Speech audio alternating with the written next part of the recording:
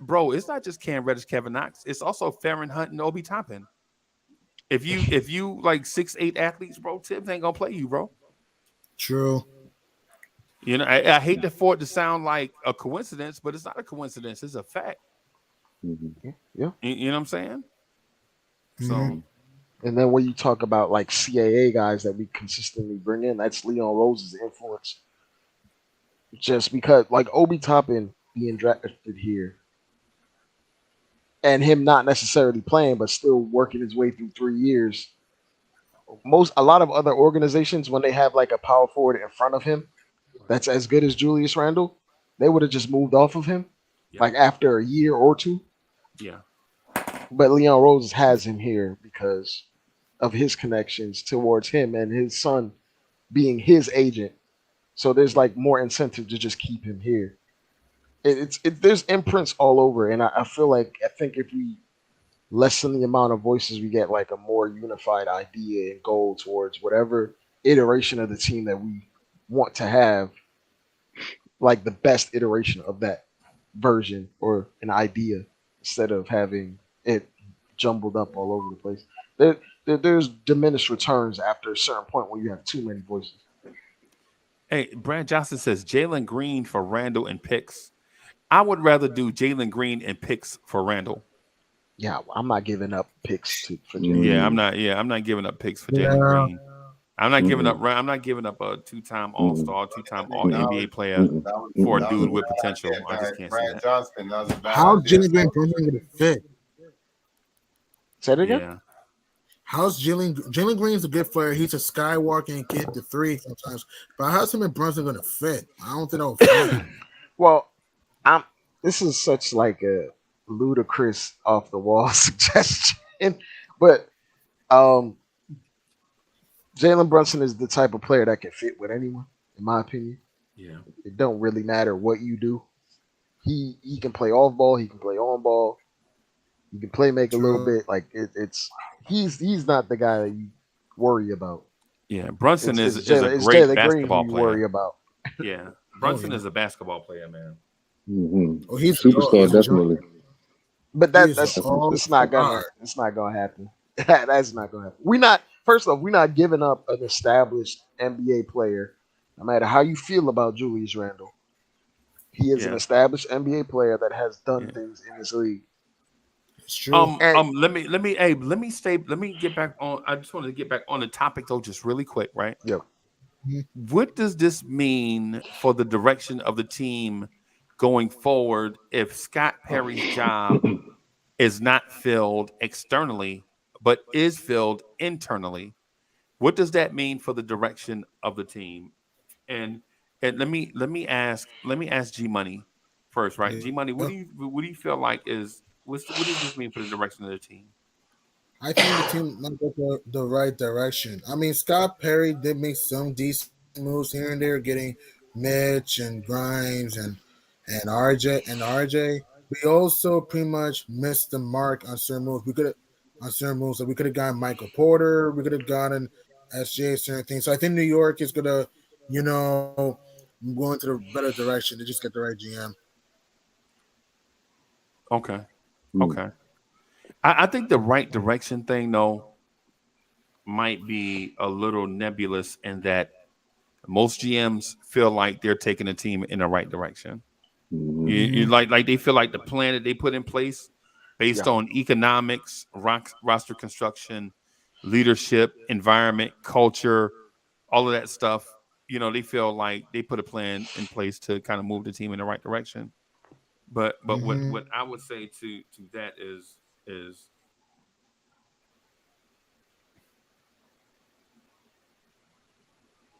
um I would say that I'm kind of there with you in that part. I just don't know if not having a an exact plan. Basically what I'm alluding to is this, G Money. Yeah. Based on what the roster looks like now, and based on what you want it to look like 3 years from now, Yeah. is there a guy here? Does this organization have a plan to move us from here, where we are, to there in that in that allotted amount of time that you gave yourself. Good point. Good point. Is it? Yeah, smoking Nick. Do you think? I think we need to call him Lions. Why don't we call him the smoking Nick? That's too much. Should we call him Lions? Smoke Lounge. It is what it is. Come on, man. We got to call this dude Lions. Man. We say Just don't call me. the smoking Nick. We need to Just call don't, him Lions. just Man. don't call me late for dinner. You feel me? You gonna mess around and stay skinny, boss. Be late if you want to. You gonna stay skinny. You know what I'm saying? But anyways.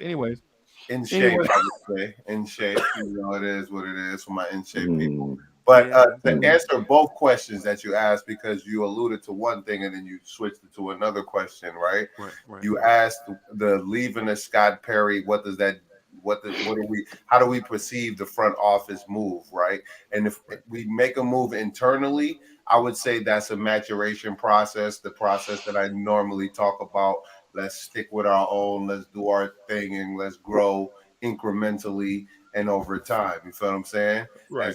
As you said, let's not really worry about what's going on outside of what we got going on, because we don't want to bring too many cooks in the kitchen, as you would say. You know what I mean? We don't want too many people buying ingredients, so to speak. You feel what I'm saying? And then for the second thing that you asked was kind of framing it, but you kind of framed it towards more players in the second half of the question.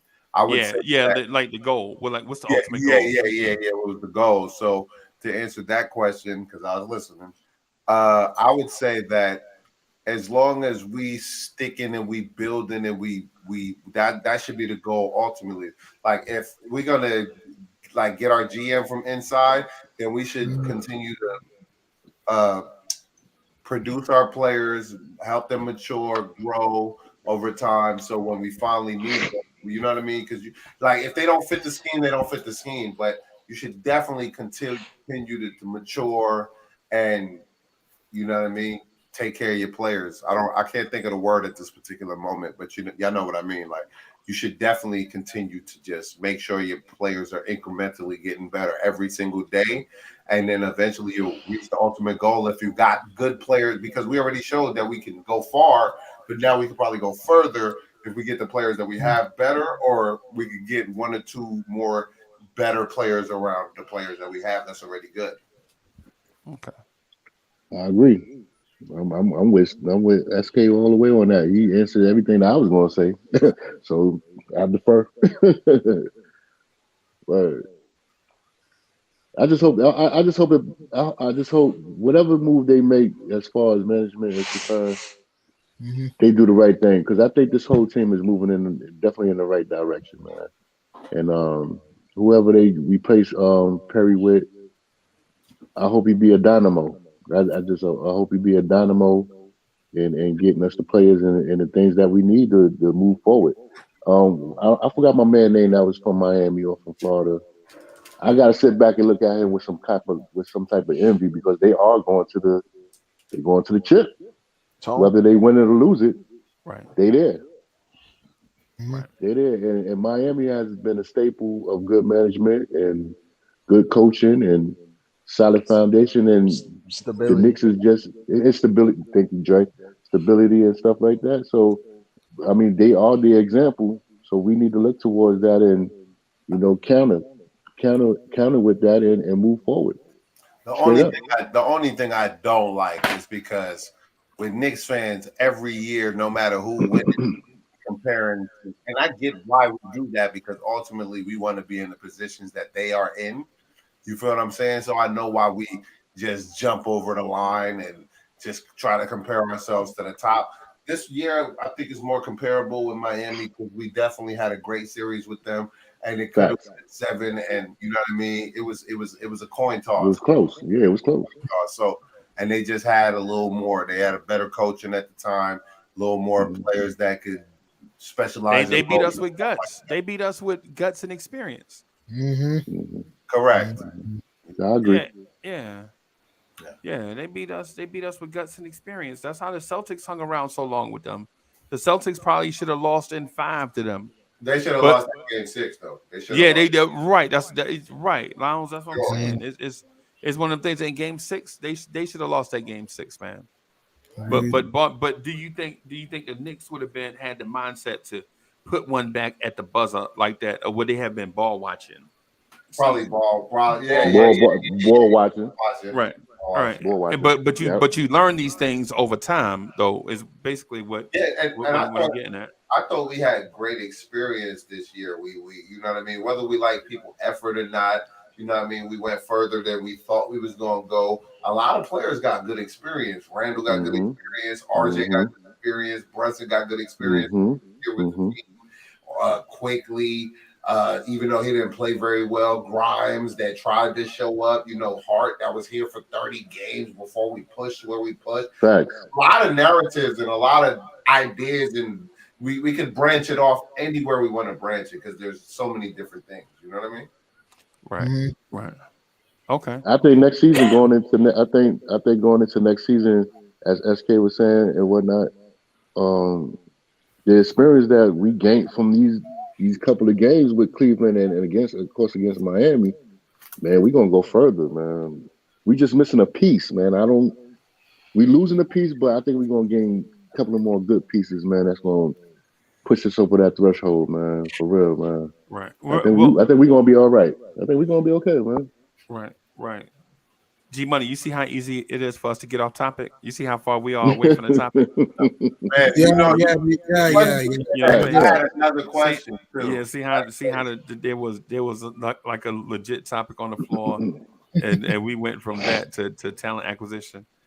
But the thing I was getting at though is let me first say this one thing. So Wiz is working on getting us a guest to come on in a few minutes. So when he come on, I'm gonna just ISO with him for a little bit, and then we can get back to the conversation. It's his first time on, and you know what I'm saying, I don't want to overwhelm him. You know what I'm saying. So, but secondly, to the question that Lyons was speaking to was when I asked him, are we eliminating people from the front office so that we can establish who we are right now versus where we want to be in 3 years?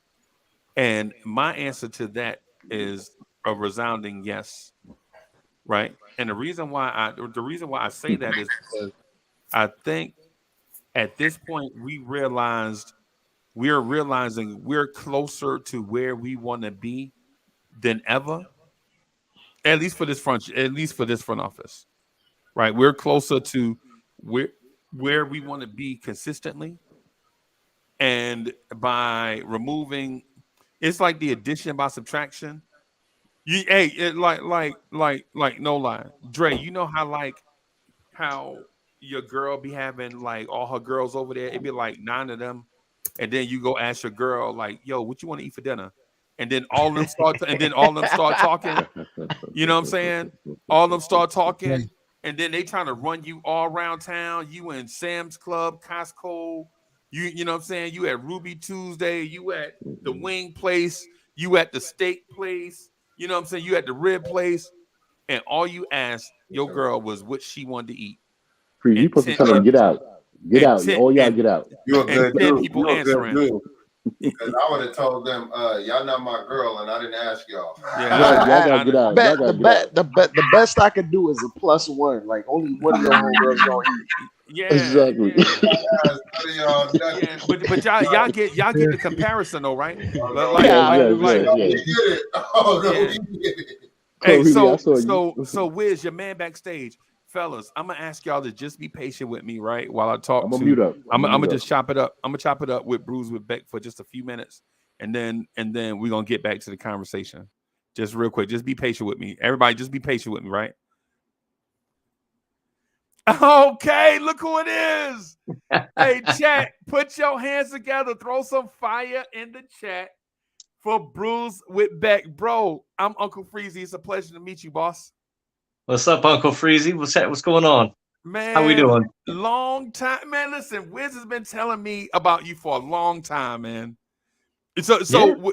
we call him Wiz. I actually gave him that nickname, right? Wisdom, right? But he had been telling us about you for a long time, man. He told me that you like two things that I love. beer and sports. And I was like, Correct. hey, he must be my cousin. I can very much believe that might be a fact. All right, Yeah. all right, all right. So how are you feeling about your Denver Nuggets? I've had to fend off a lot of talk through the playoffs. I've come off learning in a past year not to be cocky cocky fan number one, because you get burnt that way. So Right. I almost came on here as the humble joker, because I figured it's fundamental. Get one game at a time. And I'm trying not to hear the noise around me right now about how we're plus, or what are we, minus 330 to win the finals. But so let's just say humble right now, baby. Just humble, not cocky. Right. No doubt, no doubt. So he told me that you have a connection that rings the bell for us. He talked to me about CAA. I don't know how much you can get into it. I don't know how much you can get into it, how much you can say, and all of that stuff. But as soon as I heard, I was like, yeah, wow, man, I gotta talk to this guy, because he likes sports and beer and listen, and craft beer, by the way, is what I'm getting at. I'm not talking about off the shelf. Are you into craft beers? Do you go to breweries? Do you brew your own? I do go to breweries, obviously when I can, but and I've brewed my own once. I learned just from doing it that one time that I'm more of a beer connoisseur, and someone that wants to just tell you how good a beer is, or whether it's trash, then brew it. Because when you brew it, it's like literally being a scientist, and being like, I didn't realize how much cleaning goes on in just brewing beer, like especially if you're trying to do it at home. So maybe again I will at some point, but it's been a long time since I brewed my own beer. But I find the best way to consume beer and really try some new stuff is, I have this place in Burbank, Handy Market, that I always brag about, that like you can literally buy just single cans of all the newest trend stuff that he's got going on there, so I can try the newest latest trends without having to buy 4-packs, without just getting nuts with it. And so that's why I keep continually cranking out just all these different types of beers throughout the nation. I also have a good supplier from there, so but yeah, it's great to do from breweries, but like I almost feel like if you can kind of map out different places across the nation and see what kind of style they bring, compare that way you can compare and contrast. So that's how I see it. How do you like Blue Moon? It's absolutely fine. I did rate it on the channel actually this last year, because someone gave me an extra bottle. I was like, you know what, I have never actually rated that. I'll go back to the old school and rate it. It's nice, and that's what a lot of these New England IPAs are doing, is they're actually kind of incorporating oats and wheat into it to give it a little bit more body. But Blue Moon, from what I recall, it's as I would probably put it, it's fine. Like it would rate like about a B. Right. So it would be like a good ballpark beer. Like you're not gonna, if you had to, if it was there amongst others, you'd be okay with it, but you're not searching for it. You're not like, no, I'm only drinking Blue Moon, right? No, and I'll tell you this. There's a couple things, at least in my expertise, if you want to call it that nowadays, that beer drinkers should like experience. I see so many friends just drinking the same beer all the time. Like they'll go 3 straight of the same beer. I just I'm thinking, I'm like, aren't you kind of bored? Why don't you try a red ale, try an IPA, try a stout, range out. So don't wrong. Blue Moon would be up there as far as something that I would have, maybe like a middle beer. I would rather and that's the other point, is go high ABV to start, go with like a 10% stout to start, like in a little 8% or 8 ounce glass, give that a try, and then graduate down to something lower percentage, still somewhat complex. And then eventually at the end of the night, you're just kind of sitting on just a basic lager. That way you don't, first of all, that way you don't get hung over. So right. That's my strategy. So how'd you get here? Is this something that you picked up in traveling, or was this something you maybe saw a YouTube video and just decided to do it in No, terms of what rating the happened? beers? Um, I started to research just going on YouTube, trying to see who was even out there rating beers, like reviewing beers, and I was like, here's my I don't know if have you seen any of my videos or no?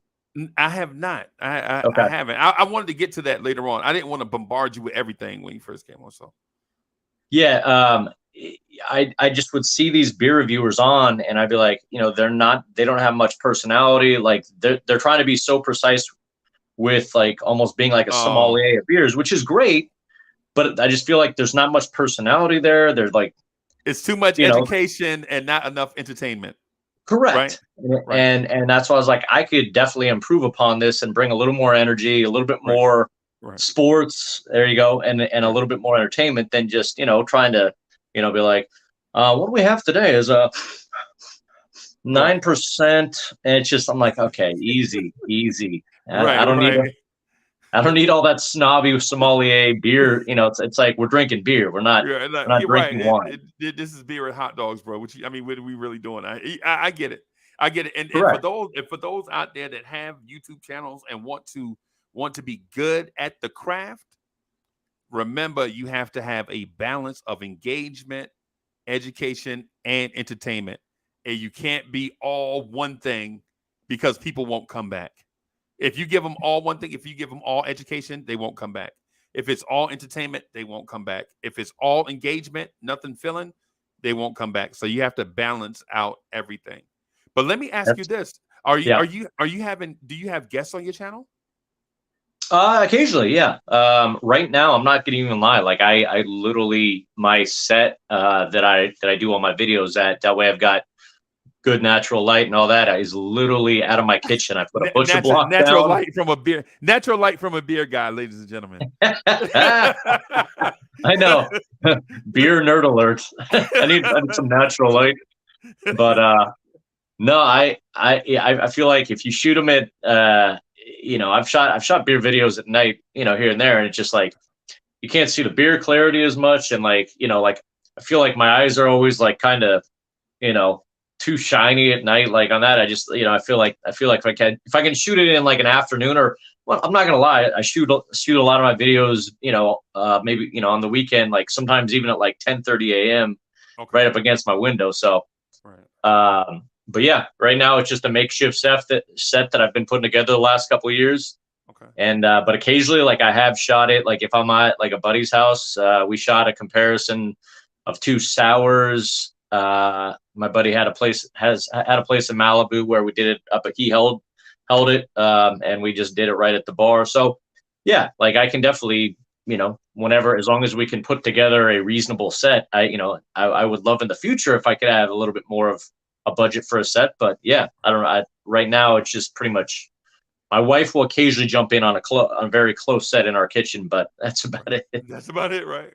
Right. We all have to start at somewhere, right? Are you looking to grow the channel and have it have celebrities or maybe I don't want to say stars, but familiar faces, like faces that people will recognize.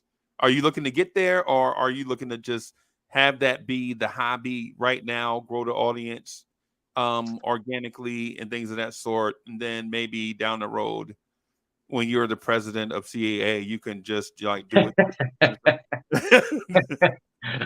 That's it definitely got me a chuckle right there. Rich will be like, who's this guy? No, I got a little respect around there. Never, I'd say the chances of that are, the Dumb and Dumber odds 1 in a million. But I'll keep them in there. Right. Right. But no, I say that because I worked for a major bank, right? A corporation, right? And I was just like the lowest guy on the totem pole. Like, you know how you dig, like there's level ground and you dig a hole for the totem pole to go into? I was in that hole with the totem pole on top of me. I was that guy, right? Hey, But I kept telling, oh, hey, one day I'm gonna run this place, right? And so that I guess just those jokes kept me around for a long time. It's the reason why I asked. I mean, here's the thing. I've outlasted a lot of very prominent people there just because, I just keep sticking around. I'm just someone that just, can't seem to take a hike from there. But Right. yeah, and I've just moderated every operation in sports, like, wherever they needed me. But yeah, it's been an interesting journeyman ride there at CA, and I'm still riding it. So So who's the most popular name? Like if you ran across someone like, maybe 3 or 4 times, would it be somebody important that we would recognize, or is the internal workings more of a, executive guys generally keep to themselves and you rarely see guys? no, I mean, in brief, it's like it really depends on where you work. But to my privy, yeah, like I'm seeing a lot of our big name executives and agents, and yeah, obviously some pretty high clientele. So like in my purview, I actually am seeing quite a bit. Okay. But there's some people, good friends of mine there that, I mean, they never see anything because they're just kind of who the department they're in, and who they're working for. Right. Okay. So Okay. it just depends. So how did you meet Wiz? A defined privilege of I even to me, aka Judge. They call me Aaron Judge. Yeah. By the way, DSJ, we're gonna do a red stripe beer together. Me and Mr. Beck here is gonna be red stripe one day. I keep telling him I'll jump on. But go ahead, man. Yeah, how did you meet me, man? How did you meet me? Did you? How are you so fortunate? Wow, fortunate to meet a Jamaican New Yorker. Exactly.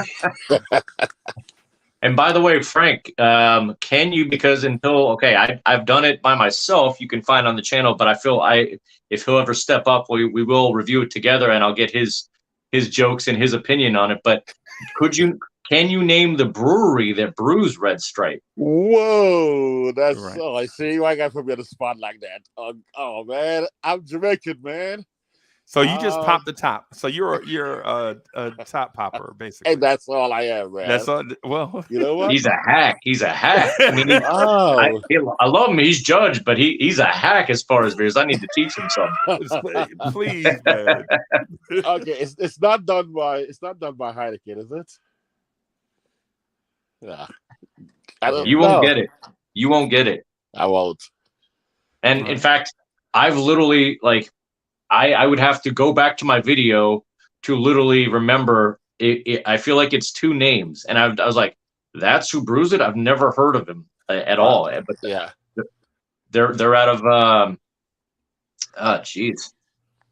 Yeah, I mean, I do so many beer review videos. I just regurgitated the the part of Jamaica they were at, and I feel like it's something and something out of something Jamaica. And I was like, who's ever heard of that? They just know it by Red Stripe. Right. Hey, man, no doubt. Just trying to call him out there for Mr. Jamaica. And man, he calls us out a lot. He name drops all the time.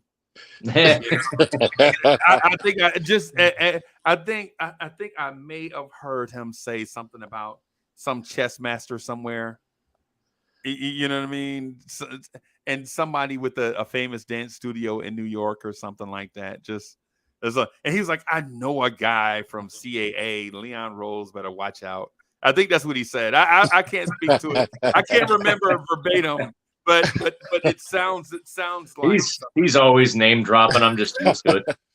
By the way, the reason why I said Heineken in Netherlands, Heineken actually brews Red Stripe in Netherlands. And then Guinness brews it in another country, and then Dennis and Guinness. Okay. There it is. There it is. Yo, man, I know. I was like, man, I'm Jamaican, man. Yo. Of course, now he says that. By the way, he's also a Broncos fan, Uncle Freezer. So he's really happy with his new quarterback that Maybe. can't play. Oh yeah.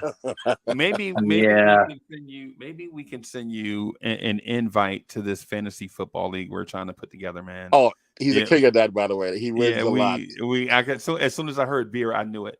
Oh, by the way, who As won soon- last year's Friday football? Freezy on the show. Who won? So I'm told Somehow. so Beck, I'm told that I have to call him the high and exalted king in fantasy football Yep. wisdom, There we aka go. yeah. Wow. I'm so sorry. That's a damn shame right there. Yeah. Yeah. I was like Miami Heat. I was like wild card, kind of like because actually, Freezy, you actually were first place for the season. You were like the top team, and then I just came through like Miami Heat's gonna do to the Nuggets this next 6 games. So, Did you say your Heat? Oh my goodness. Oh, jeez. Jeez, Wiz. Jeez. Now it's just getting desperate. Yeah. Hey, so let me ask you this just really quick before we get back to the Knicks talk, right? Yep. So the channel is Brews with Beck. Correct. Brews with Beck on YouTube. Yep. Okay. And so what we'll do is we'll come through and check you out, and then Please. and what we'll do is once we hang out for a little bit, then we'll try to get everyone to subscribe and check out your videos and stuff and spread the word. And then hopefully one day we can all come over and sit there. Do you often do live streams or just videos? I haven't done a live stream yet, just because I'm a little scared. I might just do something off the chain that I might regret. But I guess that's just going to be videos. And I mean, I've already put myself out there quite a bit. Right. But no, I'm not afraid of a live stream. I don't know. I've kept it self-contained for a bit. I figure Right. after it used to be that you had to have 1,000 subscribers to do live stream, and then they changed it, I think. Right. So Right. for a while, I was like, well, it's unavailable. But no, I don't know. I wouldn't be afraid of a live stream as long as everything was set up. Right. Well, maybe we can come through and hang out and talk some NFL football. Maybe get into some CAA stuff. Nothing too major. I don't want you to talk about work, bro, because I don't talk about work on this channel either. Yeah, come on. You know what I'm saying. Nothing worse than that guy that comes to you. So anyway, how's work? What's going on with your career? Be like, yeah. You just don't get it, dude. I'm just joking. Right. All I'm saying is if you see a certain pitcher hitter and you mention the name Yankees to him when he wants to sign a new contract, that's all I'm asking you. That when you see him next time, just say, "Hey, Yankees, baby." Let's whisper to him, okay? That's all I'm asking. All right. Hey, Judge, you've told me a lot about yourself today of talking about my son. So wow. Hey, man. Well, thank you for coming, hanging out with us, man. I appreciate it. It is my pleasure, and I would love, as long as I can get the invite back, Uncle. I'll come talk smack, especially to the Wiz up there. But you're a good man. He's a good good guy to just bounce sound bites off of. So okay, all right, man. Well, we're gonna get back to this Knicks talk because the chat is restless. They're like, man, y'all talking bear, man. We're talking about some Knicks. It's bro. It's Knicks 24/7, basically. Well, tell Leon to pick up some more good free agents. I'm sure he'll steal, as Wiz was saying to me. Probably gonna steal one of our scouts, if not one of our people for another GM, huh? Oh, That's right. my good chat. I can see the chat now. This chat is gonna love you, bro. This chat is gonna love you. I'm right here. Right. Basically call me Joker Senior the Third. Joker Senior the Third. Yeah, I got you. Hey, thank you for coming through, man. Hey, thanks for having me, brother. I appreciate you. No doubt. Hey, thank you, Wiz. Oh, it's time. All right, I'm gonna put the panel back in, man. Everybody come through. Yeah, man. What's up, y'all? Hey, y'all. Thank y'all for being patient with me, man. I didn't want to overwhelm Bruce with Beck, man. His first time on a panel and everything, because we can get a little disorderly at times and such. So yeah, Hey, man. that's what it's about. Rambunctious? Is the Yeah, word Rambunctious. you're looking for? Exactly. I think of the same word, rambunctious. yeah, just a little bit, man. So Oh man. guys, this front office thing with Scott Perry, man.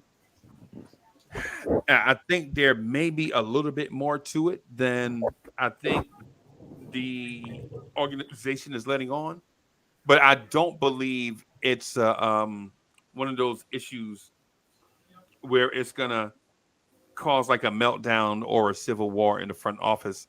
I think it's just at some point the lead decision maker in the front office just needs to have less voices pounding the table for what they want. You know what I'm saying? At some point, once you're out of that rebuilding stage, you have to trim down some of the passions of others so that you can establish a direction going forward. And so, not saying that Scott Perry was the guy that um, caused any ascension or dissension. I'm sorry, but I do believe when you have that many people and Wiz, you've been in the conference room, right? You know how you in the conference room you bring all your department heads together, and everybody is wanting this one thing up from their department, and then the guy in charge over everybody has to balance out what everybody wants, and then make a decision on what's best for the organization. You know what I'm saying? Yes, sir. Many a times, many a times. Yeah, yeah. That's why when Smoke was talking about um alluding to what direction we were going in, I was kind of feeling like what he was saying about that. My only thing is there a clear direction of how to get to that place of championship contention? Like, how do you satisfy all the voices in the room, right? Because everybody at that position, everybody feels like they have what it takes to move the team in the direction of championship contention. But at what who do you listen to, and at what point do you weigh some opinions over others? You listen to everybody, but the person with the final say is the person that you listen to most overall. Okay. Okay. I'd, Okay. I'd I say mean, I'm oh my I was bad. thinking about. I Go was ahead, wondering, Wiz. at what point do we keep on spinning our wheels, do the same old thing, or do we follow, unfortunately, this Nuggets formula or this keep someone formula to championship? Because we can't do a Lakers formula. We're not that. We can't do that formula. So what formula do we follow? And is Leon gonna follow the slow and steady, small incremental steps? Which I think he is, because I think surprisingly, shockingly, he came from an Hey, agency. Wiz, let me ask you this, because you started. I just want to ask you this just real quick, right? If you say follow the Nuggets formula, are you alluding to the Knicks taking a second round pick with some type of physical flaw, like whether he's a big fat guy or a little short guy, letting him develop into a megastar and then building around that guy? Or are you saying keep bringing guys in and out until you find the right play? Because that's what it appears that the Nuggets did. Well, The Nuggets keep bringing guys in and out. If they don't fit, in and out, in and out, in and out until they find the right group. Is that what you're saying? That's what I'm saying. But the Nuggets still got a core though. Yeah. Yeah. Yeah. yeah, the Michael Porter Jr., um, Jamal Murray, of course. All right, Jamal, of course. Right. So Yeah, like, Aaron Gordon, cheese. well, but you got Jokic, to remember, Aaron Gordon is more recent. Like they've been filling in that power forward position over the Jokic. years. Yeah. Yeah. But even the but Jokic thing, though, sorry about that, but even the Jokic thing, they didn't just pick Jokic and think he was going to be the guy. They had Plumlee ahead of him, Yeah, and Nurkic. yeah. correct. And, sorry for me to jump in. I'm thinking about like how we did construct the lineup. Yeah, they didn't expect. I mean, I'm sure they thought we could really develop this guy and maybe he'll be productive. But yeah, there was no thought that I don't think Joker was ever going to be Joker. They just thought, this, maybe we'll get this Jokic guy to get some, be eventually, if not a great Rotational fill player. in. Yeah, potential. Yeah. But what I was getting at is we still drafted him. We drafted Murray at I think it was number 7 spot in the first round. Thanks to us. What's up? Thanks to was us. it? Yep. And then Porter Jr., same thing. He dropped because of his back. Like, we drafted him at like the 13th spot. Gordon is really the only one that we brought over a nice trade. I forget exactly what we had to give up, but Gary Harris. Yeah. Oh, that's right. Yeah. Yep. Gary Harris and a few other pieces and draft picks. Yeah. Yep. So, but basically, your first, you're basically 1 through 3, because Gordon is kind of considered our 4th option. We're all just homegrown and drafted at different spots. Murray was definitely thought of as he was going to hopefully bring in come in and be somewhat of a star, but and Porter Jr. same thing, big upside, just had to wait on his back and hopefully came out strong, but. Everything else after that, I mean, has been kind of a just really nice pickups of these, there's one guy that nobody talks about right now is our 6th, Bruce Brown, who's a great pickup from and we just brought him in because we lost Monty Morris, right? And then I think I can't remember if Jeff Green has been with us. Has it only been a year or 2 years? Is there 7? Seems like 2 years, right? I think it's it's his 2nd year, because he left the Nets last year and joined you guys. Right. And, but you were injured and stuff, so you didn't really go that far last year. Right. Yeah, and was out. Exactly, and that's the one thing that upsets me about that. They kept talking about pre-playoffs that Joker's such a great regular season guy, but he always bows out early. I'm like, dude, last year. You're not paying close attention. His 2nd best player on the team was Monty Morris last year in the playoffs. You can't ask a guy, to get a deep playoff run when, you got your one or your 2 and your 3 both out. It's like people never focused on that. Wait, what? Denver fans? Yeah. I thought that was only Knicks fans that thought, even though odds are impossible, you're still supposed to win championships. I thought only Knicks fans thought that way. Julius Randle's on the free throw line with a black eye, and they still want him to get a triple-double. I thought only Knicks fans thought that way. I couldn't understand that logic, because at that time, Jamal Murray and Michael Porter Jr. were averaging 40 together. Yeah. At the same time. Yeah. I'm you just going to lose 40 points per game and expect to win a title. That's not realistic. Yeah. But I just, I wake up to, DP and Coward all the time. And every time they'd say that, I'd be like, wow, you guys really don't want to delve in the fact of what actually happened. And you just want to say, yeah, he's just been known to kind of just bow out in the first round. We're like, that is not true at all. Context? Right. Don't nobody want to talk about context. We want to talk emotional. But we want to live in hyperbole world. We don't want to talk context. This is why we have shows like this. Context. This is why you have shows like this where you avoid guys like Colin Cowherd that omit context or don't even attempt to look up context. Don't talk about context. Freeze, I was going to say, I'm considering, this is going to sound strange, right? I think Brunson is our Joker. That's coming from the same place you said your sons, man. You might want to just back that up. Yeah. Because I heard your sons and your Heat in the same time. Yes, all of it. Or excuse me, your Heat. Excuse me. That's right. That's right. My Heat. So next thing you know, he's going to be saying, my Mets. Snap. Let's go. Yeah, that's man. Blasphemy. What you'll never hear is my Rockies. You'll never hear that. Well, there's where I am. Where I'm Nuggets. I'm Broncos. But when it comes to baseball, I didn't really care that much about baseball until I got to LA, and so Dodgers are 1A and Rockies are 1B. I care more about the Dodgers than I do the Rockies. Wow. Wow. So how long have you been on the West Coast? About? I came out here end of 2000, so I've been out here 22 plus years or whatever it is. Yep. Wow. Hey, Same time as that's me. enough time to earn that. That's enough time. That's a. I've That's, been out here at the same time, but I'm still a Yankees fan. Us die hard, baby. Knicks fan, die hard. Mhm. And Giants fan, Mm. die hard. I don't care what they say. Well, Hey, James, baby. yeah. Well, Man, and Jay, Yeah, what's up? you see this? You see? I'm sorry, Uncle Freeze, to cut you off. How you doing, sir? You see this hat that I'm wearing, right? I can Can see you it. I can see it, can but you I'm see still that? gonna wear Can this you see green that and number? white over here, No, no, man. no, no, no, no. But mm. I want you to look at that number. Tell me what that number is right there. Let me And this let is me for let Mr. me Beck. This is for Mr. Beck right here.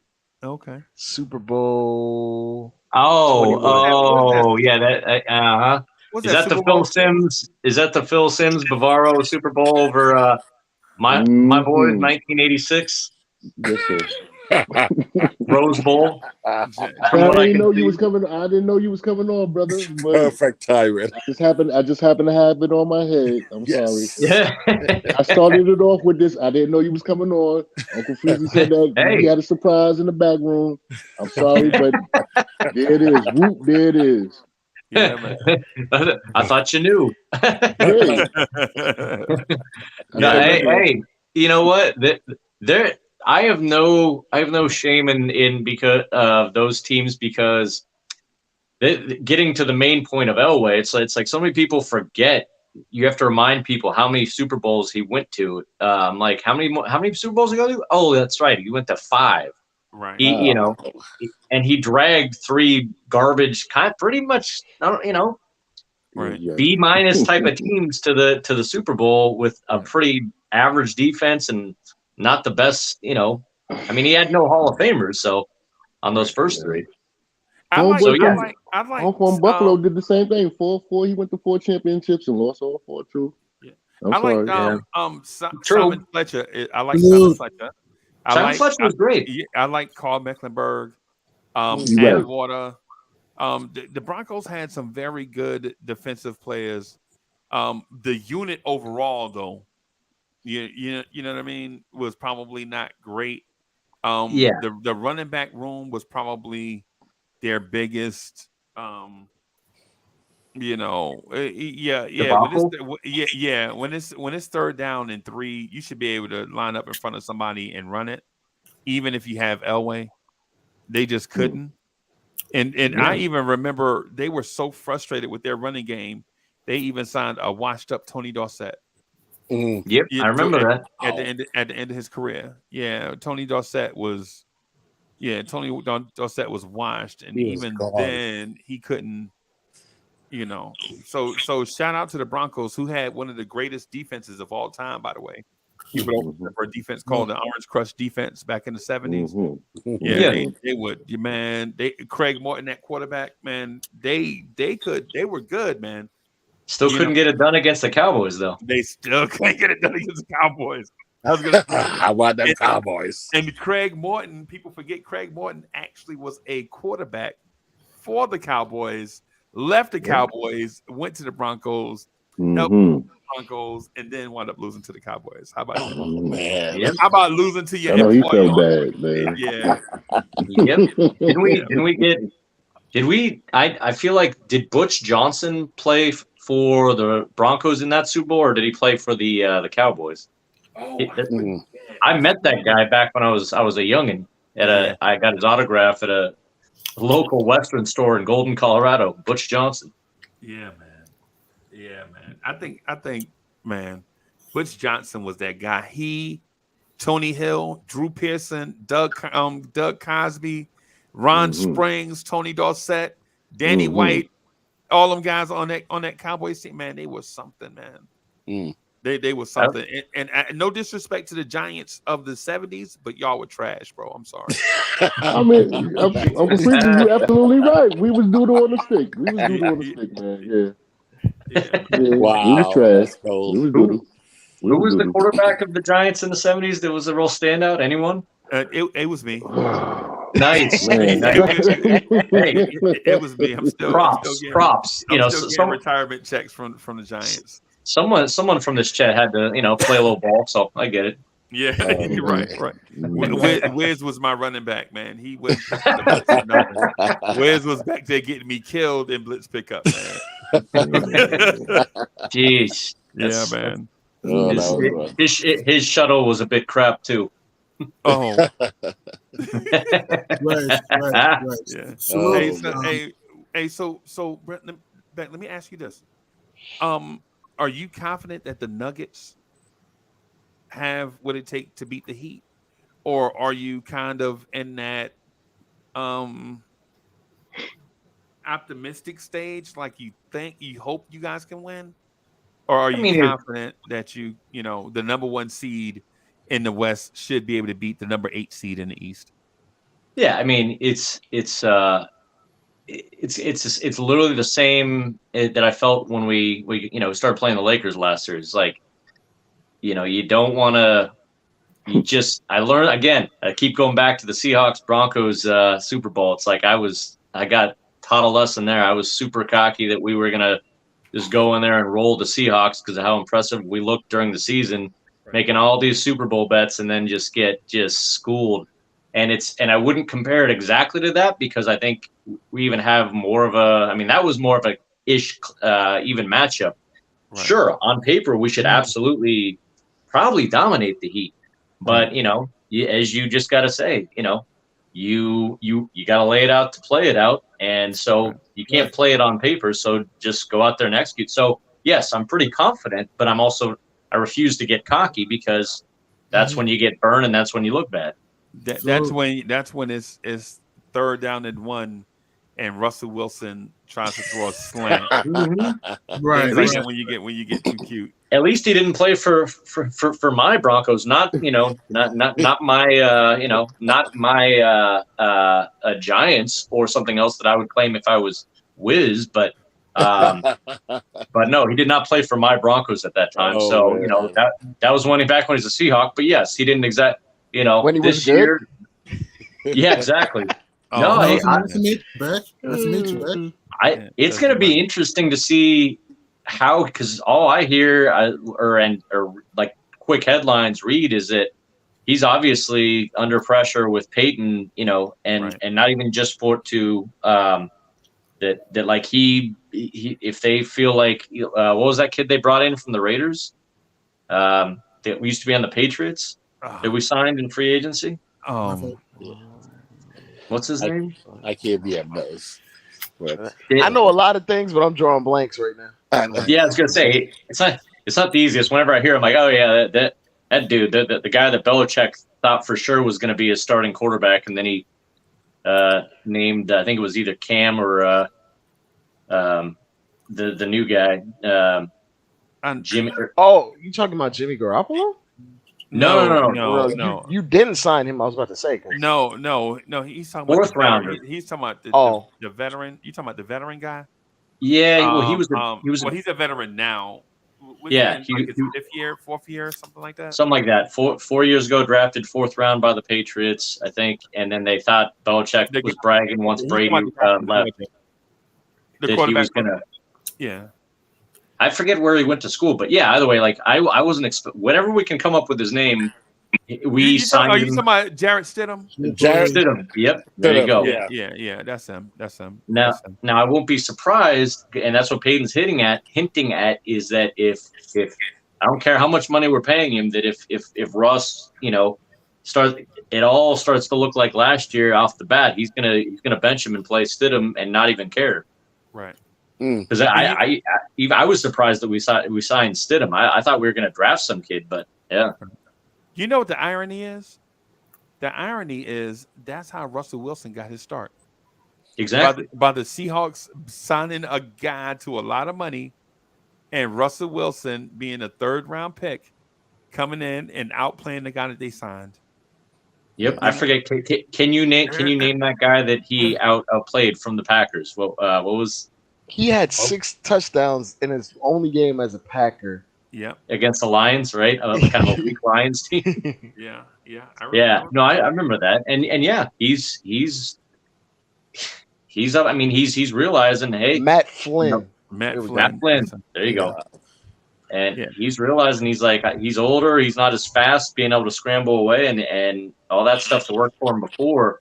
We'll see. But yeah, there's so many question marks. I mean, I'm just glad we got a solid coach now, and not a guy that's probably questioning whether or not he should tell Russell what to do or not, and a guy who actually knows that he's telling Russell what to do. Otherwise, he'll be benched.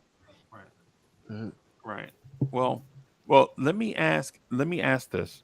And this is I have to open this up for the panel because it's one of the perplexing things that has happened in the world of basketball. How do you feel about the new CBA? How do you feel like that's going to affect not only the Denver Nuggets but teams around the NBA?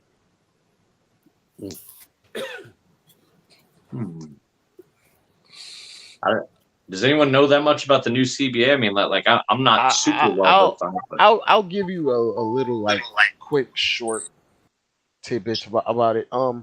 Within the new CBA, there's going to be aprons in terms of how much cap space that you have, and within each apron, you're more limited in roster flexibility.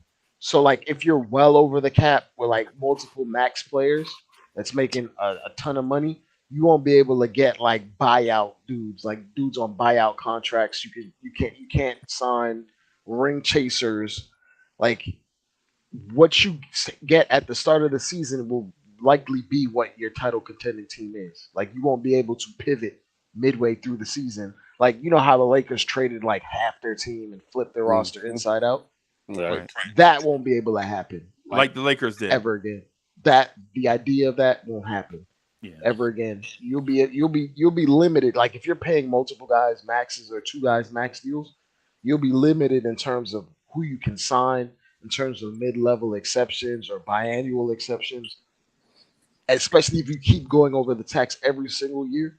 So the idea of like super teams, that's dead. It's never gonna happen ever again. Yeah. Yeah. Not under this CBA. Yeah. I kind of figured that was going to be. Denver's in like a prime spot because they have their three guys relatively under contract right now. Right.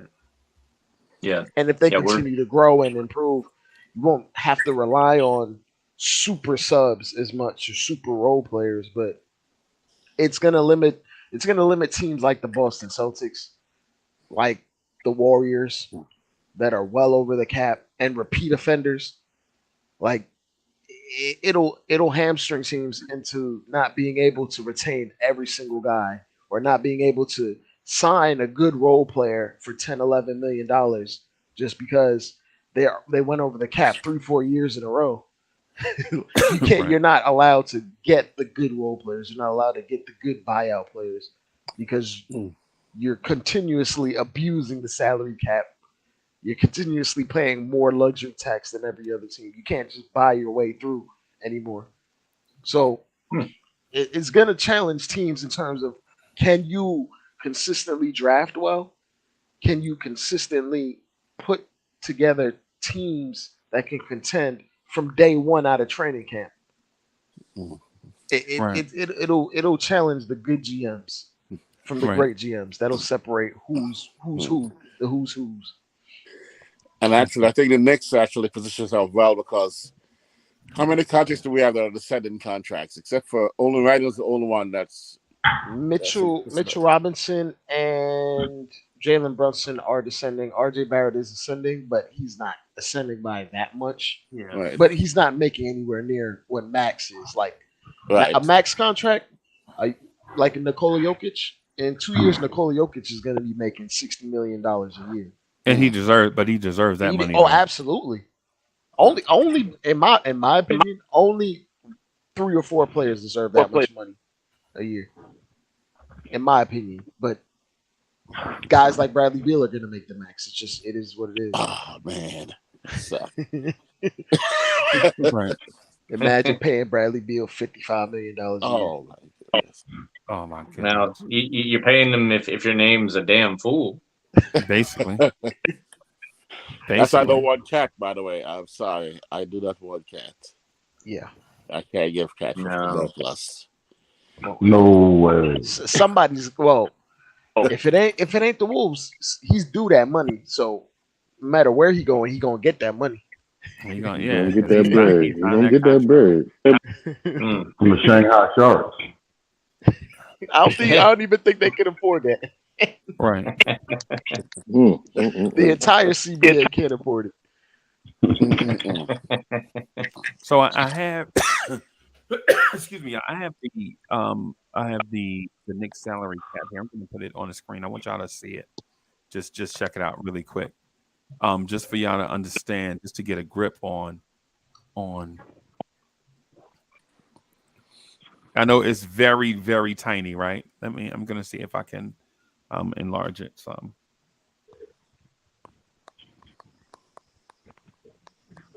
All right, can you guys see that? Yep. Yeah. So when you're looking at look at the options that are in different hues up top: player option, team option, qualifying offer, non-guaranteed, partially guaranteed. When you look at that, there are players on this list. When you see their salaries, the Evan Fournier salary and 2024 is a team option. Derrick Rose this year is team option. Josh Hart this year is player option. Oh God. And then Obi Quickly, Grimes, and McBride are all team options. So when you look at it, man, the Knicks definitely have a lot of decisions that they have to make. And to be honest with you, I know I said it yesterday, but I think there are going to be a lot of emotional detachment. Right, there are going to be a lot of business decisions made, and the fans that have the emotional attachments are going to be frustrated because of the way that these teams have to operate. But in the grand scheme of things, you have to, as a fan, you have to attach your emotions to one thing, either attach your emotions to winning a championship or seeing your best player play every night, or your favorite player play every night. And sometimes those two things can't coexist.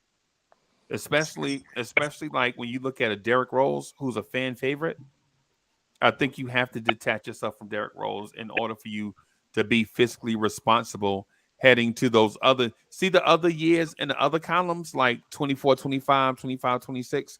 In order for you to have flexibility there, you have to start being flexible now or make smart decisions now, right? So you can get good guys on the contract. And that's the reason why I've been saying the whole Josh Hart thing is a conundrum, because if you're emotionally attached to Josh Hart or anyone of that matter, anybody for that matter, that is making a large sum of money and not producing, you may have to detach yourself, even if it becomes Julius Randle. The only I was gonna say, who's emotionally attached to Josh Hart? Oh, wow. you would be surprised. Really? Yes, Yeah. bro. Yes. Yes, bro. You'd be amazed. As a matter of fact, I can't even say Josh Hart's name on in this live stream because they come out with pitchforks and torches. Better relax, because somebody might throw a brick through your window. Yeah, yes, with a note attached. I know. Yeah, that's the first time I'd ever heard. Yeah, it's emotional because I mean he did put a spark, and some people actually credit the position we had because of him, even though we are on our way towards that place anyway. So I think people actually credited that. I mean, come on, he was shooting 65% from three. He came in like gangbusters, doing 8 rebounds a game, and people are like, "Oh my goodness, he's our savior." Brunson and Hart together, and it was emotional. So that's why he was the I'm energy looking at guy. the practical aspect of his game and see whether or not he actually translates to a longer time. But that initial spark and that energy, like you said, we can't say Josh Hart without saying energy. Yeah, like when I ask you what Josh Hart's skill is, people say it is energy. Salute. Hart is his skill. Yeah. Heart and energy. Oh God. Yeah, salute the Rel. What's good, man? Peace. Man, I just stopped by to see what's up, man. I ain't gonna be on too long. I'm gonna get ready to call it a night, man. Yeah, the irony is we've had a Heat fan, we have a Nuggets fan here, and now a Mavs fan. Yeah, Hey, man. Hey, Rel. Yeah. How do you feel about about the fact that the playing team is in the finals. Right. Hey, Sorry. I might be the wrong person to That's the ask. But you want to 99 ask Knicks. King That's that the one. 99 Knicks. King ain't too happy about that one, man. He feel like we should have just got at least got in, man. At least tried for it, man. But no, that's encouraging, man, to see a team like the the Heat go all the way to the finals, man. I think if they win it, it would be the first team in history to be an 8th seed to win it all. Yeah. Right. And it could have been you guys if you guys just played the game the right way. Yeah. Right. We only salty because we want that pick, though. Yeah, Exactly. That's why. I'm still. Facts. Hey, hey, trust me, I understand, man. I understand. I'm only salty with the Mavericks. I'm not salty with Rel. Exactly. Right. You know what I'm saying? Right. But let me ask this. I want to ask guys from the Western Conference, like when y'all see the Knicks, right? Because the Knicks swept the Nuggets this year. Yes. When y'all see the Knicks, what do y'all see? What do y'all like? Ultimately, what's your perception of what the Knicks are right now? And I assume you're talking to this West Coast fan. Yes. And Rel too, both of you. Right. Oh, excuse me. The Texas ain't exactly He's a the West. And I said I meant Western Conference. I meant Western Conference. Or Western Conference. Yeah. Mavericks. Well, I'll just put out there like I think you guys got. I mean, just looking at your salaries right there that you had. I obviously Brunson is now a great piece. We all have seen that, and I'm sure you guys are encouraged by that. Randall, again, I can't. Brunson is truly your one right now, right? Right. Yeah. It seems okay. As it stands right now, yeah. So Randall is definitely taking the side as like the Robin at the moment as the two, correct? Right. Okay. That way. Yeah. During the regular season, it's like during the regular season, it's like a 1A, 1B thing. Like either one. Yeah. In the regular season, it's Justice League. But in the postseason, it's definitely Brunson is number one. Yeah. By the way, why you only mention Brunson is number guys? 1, 2, and 3 in the postseason. Are you biased about CAA guys? You only mention the CAA guys so far. Right. So let me get this answer to the question just real quick though. So Rel, Beck, what's y'all perception? Like how do y'all see the Knicks when y'all look at them? Well, to me, man, I see the Knicks as like that tough, grinded out type of team, and a lot of that has to do with y'all's coach. Tibbs is one of those. He gonna work you down to the bone type coaches. Y'all already know how I feel about Brunson, man. I really did not want Brunson to go. Me and King talked about it. We pretty much talk about that every day on the show. It seemed like everybody hate when we talk about it, keep bringing it up. But I mean, we saw what he did this year. He was borderline All NBA, borderline All Star. I think he should have been an All Star. Yeah. There's no question about that. Freezy and Dre, I told y'all this months ago. I thought he was the best player on y'all team, even with Randall doing what he was doing. Right. I really feel like Randall took his spot on the All Star team. I think it should have been Brunson. I talked about the fact that when Brunson was there. Look how many wins total. Y'all win total went up by 10 or 11 games with Brunson on the team. That's how much of an impact he was. And so, look, all y'all really got to do, man, is get Brunson a second guy. Find a way. I mean, I know y'all have to draft capital and all that stuff. Right. Because y'all had to draft capital to get Donovan Mitchell. But what type of second guy are you talking about? I would say it would have to be somebody who's like a combo of a 3 and a 4. Okay. I don't know who's available. Like a Brandon Ingram, just for an example. Yeah. Just as an example, right? Yeah. Okay. That's a good one. I couldn't think of anybody off the top of my head, but yeah, Paul George or something. Dre. No Dre.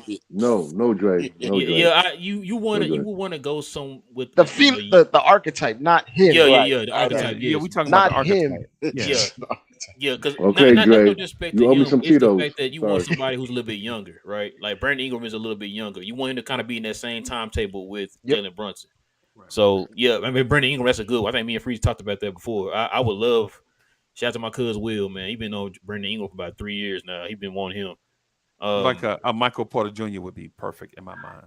Oh man! But what he if is, the Denver Nuggets slipped and fell, if they bump their head, we could just slip in and get. But is Michael Porter Jr. a guy that you can count on like that? Like you need somebody you can help carry with Jalen Brunson. You know what Jalen Brunson gonna give you. That's automatically. You put him to the side. You know what you're getting from him. You need another guy who's gonna have that same type of who can carry like Jalen Brunson can. That's what y'all was expecting Julius Randle to do, but he didn't really show up like that. But you need somebody along with Jalen Brunson to help carry the Knicks. Because you saw what Jalen Brunson did by himself. He damn near got y'all to the Eastern Conference Finals by himself. Facts. So, yeah. Just Facts. imagine you had that one Facts. more guy. You know what I'm saying? Just that one more guy. Y'all be in Eastern Conference Finals right now. Right. Love, right? I love Ingram, man. Yeah. And So, NBA Finals. yeah. Yeah. So, Beck, what are you thinking when you see the Knicks? What do you see as a Nuggets fan? What do you think when you see the Knicks? I'm just kind of digesting all the stuff you got. What's my man's name right there? Rel. Yeah. Like my perception of just sports in general. So I just kind of thinking basketball and football, but you guys are throwing around names like what do you think about Porter Jr. or Paul George? And I'm like, okay.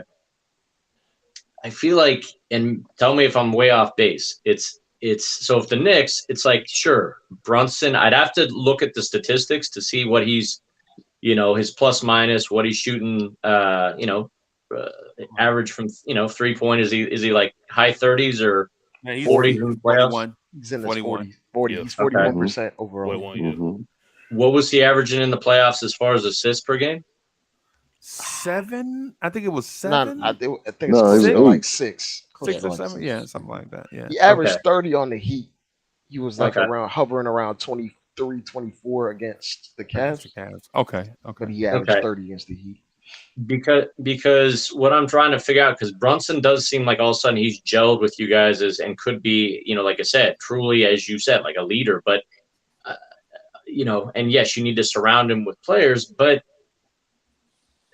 if you're, I know Knicks, just like, Nuggets fans, or at least Nuggets fans like myself, it's like ultimately at the end of the day, you absolutely, all your goal is to win a championship. It's not to put together, a solid team that, is going to maybe get past the second round or bow out in the second round.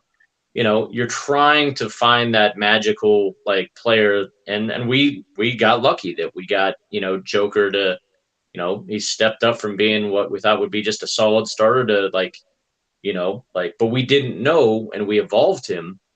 I just feel like when you throw guys around the league, like there you go. Like, I think Randall's solid. I don't think he's he's definitely not a number one. He might be a good number. I don't know. 3. Yeah. I've been saying you 3. Like 3.5. Like I think the answer right now isn't clear. Like, I don't think you have. I think it's kind of like how the Nuggets for a while didn't know what they were just trying to draft and build and just. I know they were leaning heavily on their scouting for a while, and that's how we picked up, the 3 guys that just, as Murray, Joker, and Porter Jr. And yeah, with Porter Jr., yeah, he's not, Joker is the only one of there that's why he's MVP of the league. It's like, or at least he had been, and probably should have been again this year. Is he had that? There's just something about him. He's unselfish. He can facilitate. He's unstoppable, and I just don't know. If you throw around like guys, like that are recycled parts all the time, that if you're trying to make them that MVP type level guy that you need to win a championship, whether that's the route. So, I mean, if I'm a Knicks fan, I'm thinking we just need, Leon Rose / whoever's scouting there just needs to keep, like looking for that, diamond in the rough and just keep building through the draft, because I don't know. I mean, you got solid pieces. I just don't know if I ever am seeing with anything in the immediate, grid that you could, attempt to get a championship. So find the second Tell me star. if I'm off base with that. Yeah, y'all wanted the championship this year? Yeah, so find a second star in the draft. Is that what you're getting at? Either that, yeah, or like ultimately, in my opinion, I think he's trying to say like you want a guy as good as Brunson or better than Brunson. Right. Ultimately, if you want to win a title, because at bare minimum, at his level, at bare minimum, and then you fill the team around with plus role players that fit scheme and play style. Like everything has to mesh perfectly at that point, because you don't have the overwhelming generational talent on your team to begin with. Whereas the Nuggets just have that like rock. You don't even have to think about it. And we got It's just lucky. there. We got lucky. Yeah. So And it's one of those things where it's. so, but that's- is that not the blueprint for every team? yeah. I mean, Bulls drafted Jordan not knowing he was going to be Jordan. They're like, seems like a pretty solid player from North Carolina. Right. Mm. Right. And yeah. No one knows how good, how monumental a guy's going to be. I feel like once you kind of seen a little bit, multiple years, you kind of know what you're going to get with a guy, especially after like 3-4 years. So it's like, yeah, they can be solid. Like Julius Randle, solid. Is he ever going to lead a team? No. Right. Brunson, I think he's solid. Is he really ever going to be your number one that leads to a championship? I'm sorry, I don't. I think you need a better number one. Okay. I see because there's a particular mold historically over like the last 25 years that has won in the NBA, and for at worst outside of the Lakers and like the Pistons, every team that has won a title, they're either number one or they're number two with someone they drafted. Right, Steph Curry. I mean, they got lucky. Whatever numbers, what was he 7? Yeah, Yeah. There is a defined blueprint for it, but when you talk about it to that extent, it's like it's hard to get someone like Brunson without giving up capital, and when you acquire a Brunson mid prime just by signing him with cash, it's damn near like drafting a star at that point, in my mind, because you didn't give up anything for him but cash. Okay. Now you have to figure out a way with your other assets to attract someone that's on Brunson's level or better than Brunson. Right. Yeah. I mean, see, that's what I'm saying. You just asked yourself right there. It's like Brunson's solid. I mean, he's shown it. In fact, he's damn near. He's like shown he's an A player. But do you ever think he'll get up to the status of a Steph or a Joker as far as like truly elite? He's gonna get there. Level? He's gonna get there. He's a superstar. Yeah. I think he has superstar potential. Well, I think he already is in that mold as superstar. I don't know if he'll be top 5 player because that's essentially what you're asking, like a top 5 NBA player. The good thing about this is actually we're seeing what outside looking in are like with Rel. Rel, would you ever trade on Randall for Christian Wood straight up? See that? Or RJ you guys actually look at our players and we think like Brunson, we think is a superstar or will be, and we have Nuggets fan going. For us though, we saw this coming. You know what I'm saying? Like we saw this coming. We saw his projection coming to where it is right now, and we think he can get even better than this. That's why we didn't want him to walk out the door. We knew it was coming. But you're talking about Brunson, not Randall, right? No, not Randall, but Brunson. Yeah, we saw as Mavs fans, we saw this coming, man, and that's why we did not want him to walk out the door. And Bully, you know what? For everybody that has an opinion like that on Jalen Brunson, there's also it's funny that Dre mentioned it the other night. I was watching the Suns Valley podcast, and they were absolutely raving about Randall. Like all we need is a Julius Randle, and we could have beat whoever it was they lost in the chat. Whoever it was they lost in the They lost to the Nuggets. They were like, if we I don't think Julius Randle would have been a difference in that one though. But that's in your mind as a Knicks fan. Right. As a Phoenix Suns fan though, they saw what they were missing and saw somebody that they thought would fit. And they're like, hey man, that's all we need right there is a big banger inside that can grab rebounds and shoot 3. Because they're over Ayton because he's a big, but he's kind of soft. Well, it's hard to say soft, but he's not as aggressive as his profile. He's not aggressive. He's not aggressive. Hey, can I ask y'all a question though about Randall? Yeah, go ahead. Like, do y'all think that y'all expect a certain thing from Randall because of what he's placed in the pecking order? Like, if he was like the 3rd option, would it be what he's doing, what he's giving you in the playoffs? Would that be a big issue? If he was a 3rd option, giving me 16 on those splits, I would be even more upset because his splits not very great. Like like for instance, I'll compare him. Like you remember how Kevin Love was when he got to the Cavs. He Right. never really averaged a ton of points. He probably averaged 16, 17, 18 in the playoffs, but he shot at an extremely high percentage.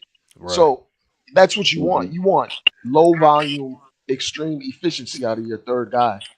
Yes, And sir. to even that point, I don't think I'm keeping this. This might be a secret to y'all, but we've been talking about this. I don't think Tom Thibodeau does Julius Randle any favors in terms of his skill set. None. None. Yo, Dre, Tom break that Thibodeau down, sees please. Julius Break it Randle down. Break it struggling. down. Tom Thibodeau sees Julius Randle struggling, and he'll continue to have him isolate 28 feet Mhm. away from the rim, cleared Yes. out against Bam Adebayo like it's a I mismatch. agree. Instead of good. getting him rolling downhill or something. And Dre, you know what that is? That's him trying to play him out of it, whatever slump he's in. Yeah. Instead of you trying to help him adjust to make it better, easier for him to score or whatever the Chauncey case is. Billups does that, bro. It's sickening, bro. Just continue. Hey, Mm. you gonna get it. Just continue to keep doing it. You're gonna make it eventually. It's like, bro, that's not the attitude you should be having. Tibbs is like, I'm not gonna change anything. You're just gonna do the same thing but harder. Yeah, and you know what? And you know what they call it though? Old school coaches call that process, Yep. right? Mm. They call that process. They use Yep. words. They use buzzwords. Like I've been in sales meetings, bro. I can recognize a buzzword or a buzz phrase from a mile away, bro. Like when you like I have a customer service and sales background, bro. I hear certain Oh, buzz you're right. phrases, and automatically to me, it's like buyers beware when you hear certain buzz phrases. You know what I'm Mhm. saying? And so when I say when we say that about Tibbs, I'm automatically thinking that he's not doing Randall any favors. Like for instance, I think Mm-mm. if Mike Malone, for example, was the coach of the Knicks, I think you would see a different Oh output my from God. Julius Randle, Jeez. right? If you saw a Kenny Atkinson, a Mark Jackson Mhm. coach the Knicks, I think you would see a different outcome. For instance, I'll give you another example. When you watch the Mavericks and you watch their kids play, Oh, if they played under a innovative coach, you would see an exciting style of basketball. But you're not going to see that with Jason Kidd Nope. because Jason Kidd has one thing in mind. The show has to be all about Jason Kidd, not on the Yep. floor, not these players. This thing has to be about Kidd. That's what got him out of Brooklyn. That's what got him out of Milwaukee. You know what I'm saying? And why does You it said have what to you be? say? What you say, Freezy? He's allergic to adjusting. What you said?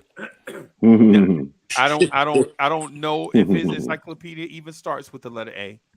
Wow. Wow. So Ralph, would you Man. switch Kid for Tibbs? Nope. Would you switch that?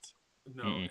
Oh it's the, no. it's the same person. Same person. I'm Yeah. not doing it. Somebody asked me the same thing. I think some Atlanta fans. I think the mom Wow, asked me word. about Nate McMillan. I said, no, I'm not doing that. No, it's the same person. Same person. Yeah, I'm not doing it. That's I take Kenny Yeah. Atkinson, like you just said, Freezy. I'll take him. I'll take I take a nurse. I take a Spoelstra, I Malone. We take Malone. Yeah, I definitely take Malone. Right, and you know what? And Beck, you probably will be frustrated when I say this, bro. But you know who it reminds me of? It reminds me of Dan Reeves, right? Hey, coach, what's it? Wow. It's third and 4. It could be third and Wow. 4 or third and 35. What's the Dan play, Reeves. coach? Well, we're gonna bootleg waggle Elway out away from the line and tell him to throw to his Dan first Reeves. option or run. Mhm. Oh wow. Yeah. This dude might have the strongest arm Mm, the mm, NFL has mm, ever seen, and you want him mm. to bootleg out with a guard in front of him and make a play on the perimeter. Dan Man, Reeves. how about come up with something different? Okay, I have something different. We won't bootleg right. I've been working all night. What we're gonna do is bootleg left. Right. Yeah. Like, I mean, he was one of those dudes that he could only get to a certain extent. He was a grinded out run pass. We're just gonna grind, and but that only got him so far. And then he was with the Falcons after us, and then he just did didn't he kind of Went to the Giants, did the same thing the Giants. Mhm. yeah. I almost had a heart attack doing it. yeah, Lee, you know what he Yeah, did? he can. You know what he did with the Falcons? He was like, yo, I know y'all want to run all this fancy stuff, but I got a play that used to work with a number 7 that could scramble. Mike, you were number 7, right? Mike, you were number 7. Yeah, Right? It was the current number 7. Yeah, I have a play for you, bro. And you know what he did for the Giants? He was like, "Hey, y'all, listen. I want my quarterback to wear number 7. Is that okay?" No, Dan Reeves. No, Dan Reeves. No, we're not putting number 7 on a quarterback, bro. Oh man. Stop laughing though. That's where Tiki Barber got to start through Dan Reeves. Yeah. Wow. And so ultimately, what I'm saying about Randall is, I think Randall does do some things bad, but I think the coach is not helping him get better. He's not. When the defense will get set, right, and you'll see a shooter in each corner, right, a guy coming up to set a screen, and a guy adjacent to Randall, and like this weird star formation. And if an old dude that's sitting on the couch can recognize this, what do you think opposing coaching staffs see when they see it? Mm-hmm. I can recognize it from my couch, from my sofa. Mm-hmm. You know what I'm saying? So when we play Eric Spoelstra, what do you think Eric Spoelstra thinking? You laughing at it? Oh, you making my job easy. Yeah. Easy, right? There you go, Dre. It's like all he did was like, you're just gonna let Randall isolate the whole. Okay, I'll just put Bam on him. Why would I change anything? Hey, I'm probably gonna roll out Freezy, but I have one more question to ask y'all before I rolled out. I saw y'all fired y'all GM, man. What was up with that? Well, we didn't fire him. We let his contract expire. To further explain it, we had signed Gerson Rosas. He was let go from the Timberwolves. He was the president over there, and I feel like he was brought here last year to basically take this job on from the guy we just let go. Like they were like bringing him on track, and they're basically giving him the keys eventually to be the GM. It's all penning out in my head right now, and it's looking like Gerson Rosas is gonna be the GM for you. Right. Dre, I don't mean to cut you off. I just caught an epiphany. I'm so sorry. I didn't know that. I did not know that factor. I did not know that factor right there, that they hired homeboy from Minnesota. From Minnesota. Don't say. Oh my God, man! He kind of was let go because of HR, because he was doing some Isaiah Thomas type stuff. I know where you're going. Liz, you know where I'm going. Don't say it. It's not happening. It's not happening, bully. Please. You talking about Cat? No. Yes, exactly. Oh man. Oh no. I didn't know that part. Floated. I didn't know that part. News floated around. Oh God. I'd rather give Josh Hart $150 million to take Cat. I'm being dead serious. I'd rather give Josh Hart I'm good. a 5-year, $150 million deal. I'm sorry, man. Listen, y'all know if Cat come over there to New York, man. If he don't show up, oh my God, he gonna crumble. There's that emotional connection to Josh Hart coming out. Hey, it's a negative connection. I feel we about to get a phone call. I feel we about to get a. I think the New York fans gonna do to him.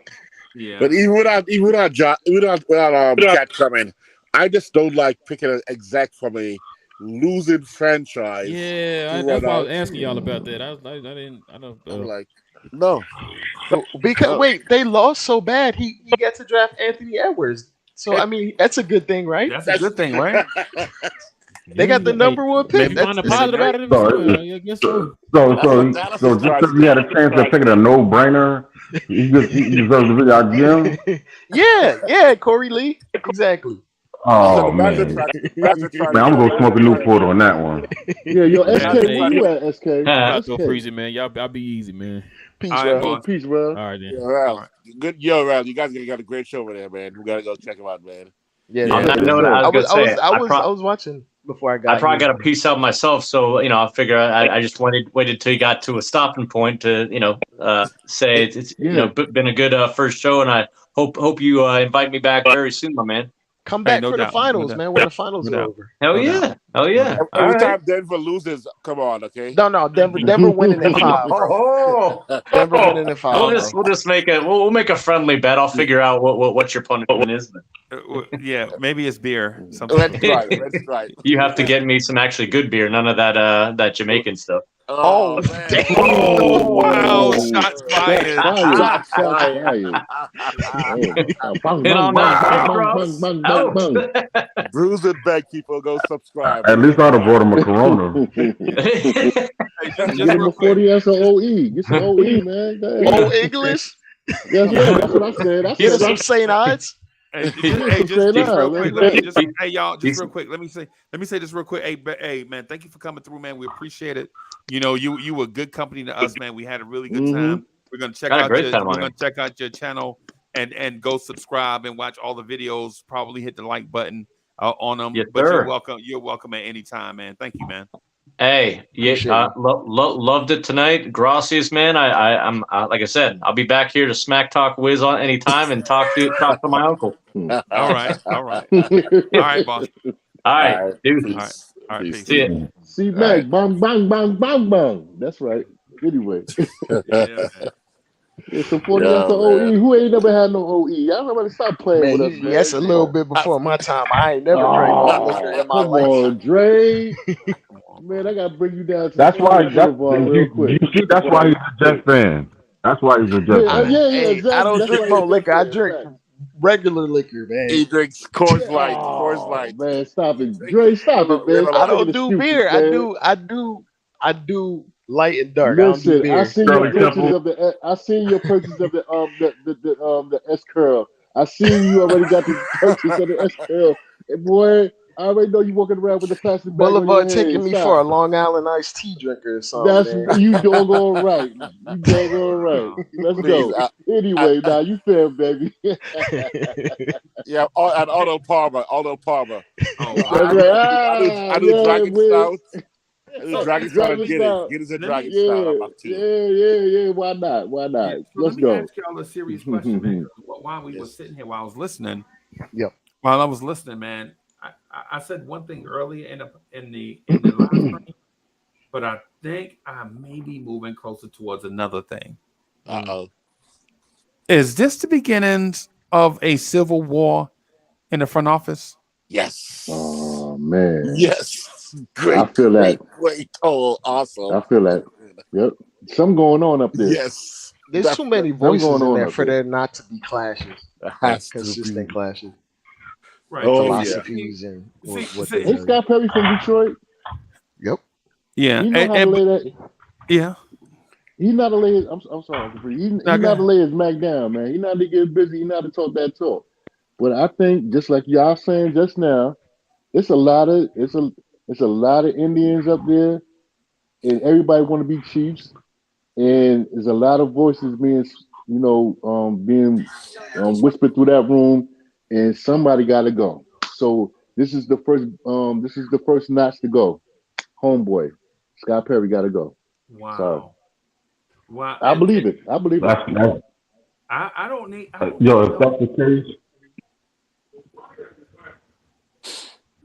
I think there'll go be at ahead. least Go one ahead. more My, head my, to my, roll. I think there'll be one more head rolling as well. I think Me too. I whoever. believe it, Wiz. I think there's Mhm. gonna be an internal appointment, and then when that person comes in, there's gonna be one more head to roll. So let's say, um, Hughes Allen gets a spot. Worldwide West may be gone. Just because he needs to have full autonomy. He may Facts. feel like there's too much, connection, too much, too close to Rose with in his ear, and then critiquing Tibbs, etc. And maybe even a little tattling on, try to get Tibbs fired last year, perhaps, or try to adjust stuff. I think that could be, this is a small civil war going to be happening. That's I'll what I say feel. this: the CAA thing is very real, and all the guys in there are notoriously been part of the CAA. Like they're all guys that are close to Leon Rose in different ways for Mhm. years. Right. Roy West has been an associate of Leon Rose for years. Leon Rose was Tom Thibodeau's agent. Mhm. Like Gerson Rojas and Leon Rose go back decades, literally. So Go. while there might be a clash, it might be a clash in terms of everyone having Leon Rose's ear in different ways, Mhm. and it's up to him to manage those relationships, right? It doesn't seem like Leon Rose is Right. much of a people person. Ironically, that he's an agent. I know. What about have we considered whose side the Brunsons are on? Ooh. Oh, Ooh. Oh, they Oh. ride with Leon. But Okay. how about the next level below that? Uncle Freezy, great they ride with point. Leon, Wow. but Brunson's dad, well, Jalen Brunson's father was an assistant underneath Tom Thibodeau on two Right. different teams, Right. the Bulls and the Wolves. Right. So they So might be Team Tom Thibodeau, but then regardless. exec wise, I know that means West may be another guy that may try to squeeze out because he's not Team Tom. I feel like World West is a very sneaky guy. I feel like he got dirt on everybody in the NBA. To be Right. absolutely honest. Oh man. Right. You're a Oh. swindler. I think you're a little swindler. Oh. But you know what though? He's the cleanup guy. When the battles don't go your way, Facts. bro, you have to have spies, bro. Is True. is just part of it. When everybody got guns, bro, you got to have a spy.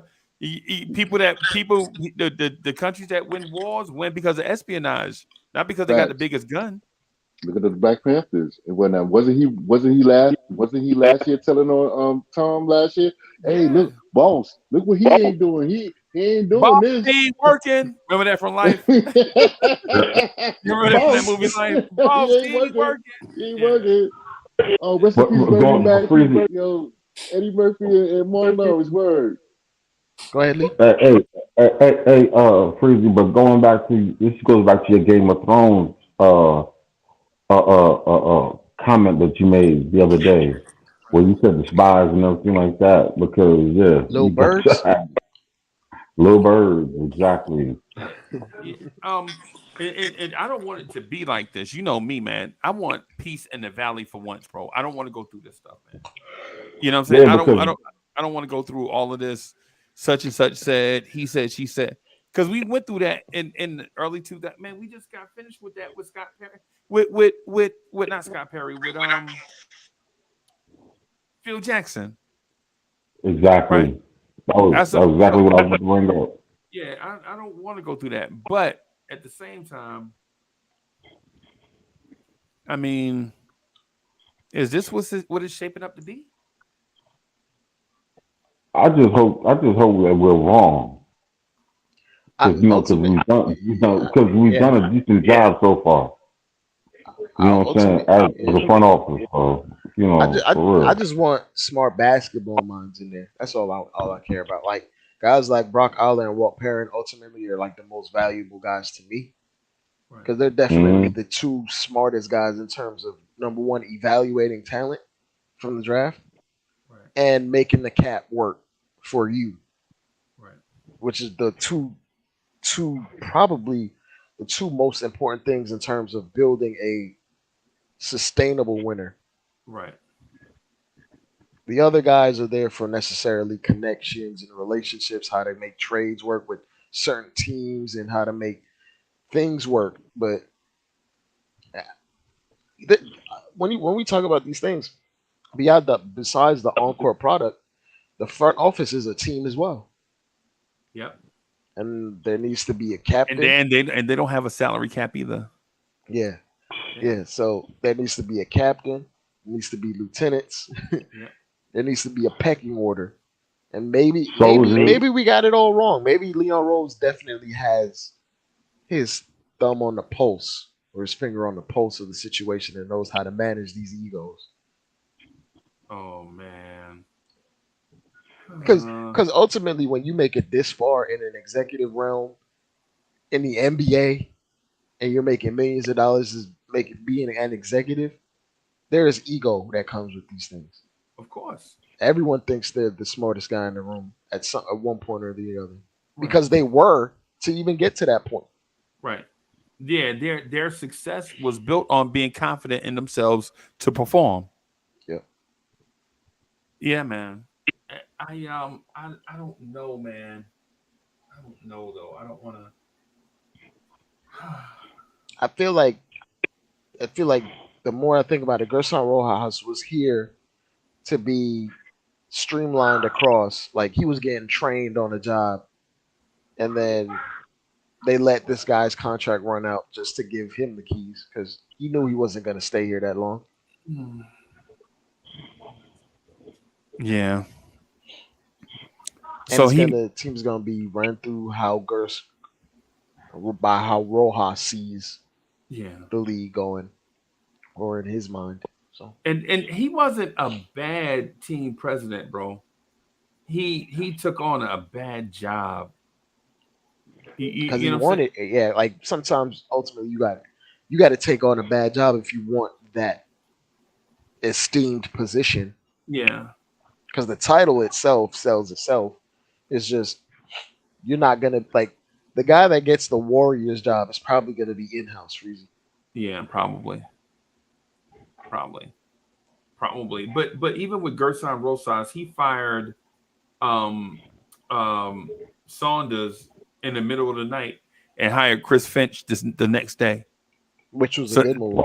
So he was cutthroat. He's cutthroat, right? Like he don't play, right? He don't play. He'll do that, and I think he also drafted Anthony Edwards, right? Yeah. He drafted Anthony Edwards, and he drafted I forget the name, but basically, what I'm getting at is before him, they made stupid decisions. After him, they made stupid decisions. I'll say this: he drafted Jarrett Culver, which. Yeah, he did draft you. Oh, Jarrett Culver was. Yeah, so Dre, you don't know, so you may not understand the history of the channel, bro. But he traded up to draft, right? Oh, but God. But what I'm getting to is that same. Remember the same conversation I said about Cats was killing me about Ben Mathurin, and Cats was killing me about Trey Murphy, and now they want him, right? Cats was killing me about R.J. Barrett and Jarrett Culver. Really, dead ass serious. Really, bro. I'm telling you, bro. Cats was like, yo, I don't see what you see in RJ. He don't do nothing good. And I was like, well, what up, Jarrett Culver? What's Jarrett Culver do that have you arguing on Twitter every day? Right? Like, Jarrett Culver, is he even in the league still? Man, he's on a team somewhere, I believe. He on the Pro Bowling tour, bro. He trash. PBC. Yes, man. Hey, Elite, listen, man. I know people get on me a lot. They're like, man, Uncle Free think he know everything, man. He be up here talking. Well, I mean, what you want me to do? Sit up here and look at the camera? I'll say this: Gerson Rojas put together a solid team. They let him go, and the next dude just traded everything away. What about the dude before him? Because you know Gerson Rosas comes from Oklahoma City, right? He does? Come from OKC to Minnesota. Yeah. Gerson Rojas? Yes. Yeah. I'm looking at his wiki. His wiki said he came. Well, he came from the Rockets before he went to the Wolves. The Rockets. That's who it is. The Rockets. I'm sorry. Yeah. The Rockets. That's who it was. I'm sorry. Right. And then he had a little quick stop with the Mavericks in between both of his Rocket stints. Yeah. But to that point, he and Daryl Morey have a relationship. Wink, wink. You know what that means? I'm not gonna put it out there. Don't, man. Yeah, Bully, don't, man. Bully, you know what not speak that name. He coming, bro. Man, y'all gonna make me go to bed. Man. He on his way, bro. He's on his way. Don't make Lee go get a cigarette, man. Lee, don't go get a cigarette, bro. Just I always smoked half of it. Well, I'm gonna go smoke the other half. Yo, my homeboy, a dude I used to work with, bro. Just real quick, a dude I used to work with. He used to like on smoke break. I walk out there with him. I didn't smoke. I used to like want to get fresh air. You know how you be in the building, man, fluorescent light, recycle air, all that. You like, yo, I'm just walk outside with you, right? So I walk outside. My man legit smokes half a Newport in like 10 minutes. And I'm like, yo, how you smoke a whole cigarette in like 10 minutes? Half a cigarette in 10 minutes? You out there like when I say drag, this dude would take, I mean, and so what he'll do is rain, sleet, or snow, he'll sit that same half a cigarette on a windowsill and leave it there for like 4 hours and then come back and smoke the other half. You smoking that stale ass cigarette? Man, Newports cost $8 a pack. $8. I don't know. You got to make it stretch. Yeah, man. I don't know how much they cost in the city. I don't know how much they cost in Atlanta, but I'm sure it's more than $8 a pack now, though. I'm sorry. I don't know how much they cost. In Atlanta, you go to racetrack, you get 2 for $14. 2 for 14? Okay. Yeah, man. You got me. You got me, Freezy. Yeah, Ben, there he is. I'm a CAA agent. There you go. There you go. It's about time. Don't hide the truth, bro. I'm sorry, y'all. I got knocked off. I got knocked off real quick. I'm sorry. You good, Bully? Yeah, man. Cool. Yeah, man. So y'all guys not thinking it's a civil war? Internally, I hope not. Yeah. I hope not, because we on the verge of doing greatness, man. I don't want no infighting. I don't want no infighting, man. Upstairs. Yeah. And I bet you it's something. If it is that, it's something very petty. Yeah. I hope so, man. But we speculating, right? We just speculating right now, right? I don't even want to do that, Bully. I hope it's not a power struggle, bro. Please, I hope not, man. We right there. We can taste it. Yeah, everything going We right, can bro. feel it. We done made the second round. Mark Berman done retired. Frank Isola don't mess with us no more. You know what I'm saying? So everything overbite, Mr. Yeah. Overbite, man. Everything seemed like it's perfect now. Right? And now this. Here we back to the days checkers and what was it, Ernie Grunfeld arguing? Yeah. Isaiah Thomas? Oh, don't even go there, man. You remember that scandal? Scott Layden? Remember Scott Layton? Oh my God. Come on, man. Yeah, you taking us back now, dude. And Scott, I think Scott Layton actually had a plan. He got a raw deal. I think New Yorkers just wasn't feeling all the changes. They felt like in any season we could just get back to the championship. Like by the time 2002 was here, we wasn't getting back to no championship, man. And our money Uncle was screwed Freezy, up. Do y'all see what my man stated saying that it is Dylan Brooks is CAA? I hope he don't come here either. Nah, State. I don't want that dude to come here. I'm not gonna hold you, man. The money right, I take him. Take him over Josh Hart. Oh, for sure. Oh, you know over what? Josh Hart. Okay. Not even blinking. Okay. You know what? Now that y'all said that, y'all might be right. But he got to get it right though. He got to get it right. Don't threaten me with 4 years, $100 million, Josh Hart, man. Don't do that. And Dylan Brooks, bro. I mean, my only beef with Dylan Brooks is I think sometimes he a man, light-skinned man. He let his emotions go way. You could tell when he, sometimes I see him, I be hearing that Carl Thomas playing in the background, bro. That can get mad emotional, bro. You know what I'm saying? Man. Yeah, I wish I never met her or one of those. Yeah. Sometimes Dylan Brooks can be that man that you gotta, you gotta tell him to take a day off from work before he do something crazy. He said, "Man, just go home, man. Just go home, lay down for a minute, man. Yeah, he like Mike. I had a homeboy named Mike.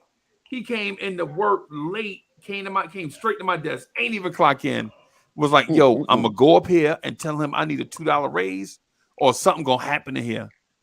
And you like, what?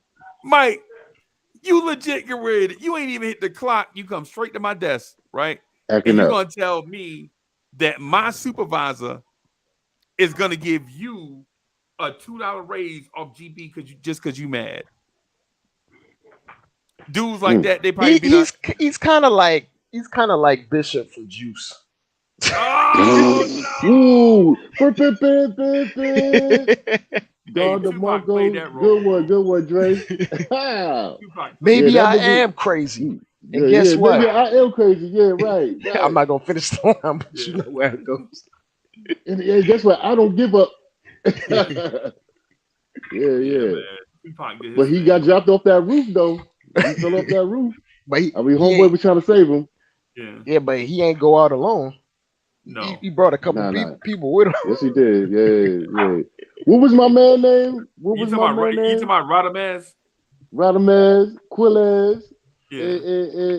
and my man, the last kid that he played Tiger Woods in the first movie. Raheem. Yeah. Yeah, he took Raheem out, man. Speaking Damn, of Jerry curls, Yeah. you know. Oh no, that was his natural hair, Dre. Stop, Dre.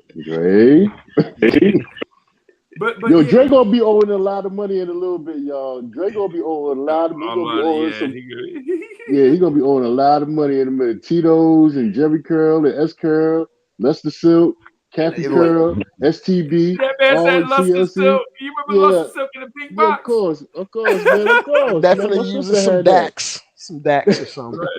Right. But No, the Dax was for the Dax was for the waves, dude. for the waves, For the yeah. waves, man. For the Yeah, 360s. y'all Those use was for the Dax. Y'all 360s. use I used to use Royal Crown first. Hold on, yo, Uncle Freezy, you go ahead. Hold on, I'm gonna pause this right there. I'm gonna show you what I use right there. Okay, I'm gonna pause this right quick. Go ahead. Yeah, no doubt. He about to But come back with a pomade. yeah, Yes, I am. Yes, I am. Yes, I am. I know it Well, had like y'all better 30 stop wave playing with caps. me. The dude had 30 wave caps. I'm like, bro, he's like, yeah, man, you got to have a wave cap for every occasion, bro. You just can't wear the one that you wear in the house. You just can't wear it out to the job. Like, wait a minute, you wear a do rag? You wear a do rag to work? He was like, you don't? It's like, no. Nah, I don't wear no do rag to work. Now you gotta take that off before you get to the job. Now. You gotta take it off before that. You don't want them lines in your head, man. Exactly. You don't want that thing around your forehead and whatnot. People looking at you like you slept on cardboard or something. Yeah, man. That man asked me if he like, you don't wear a do rag at work?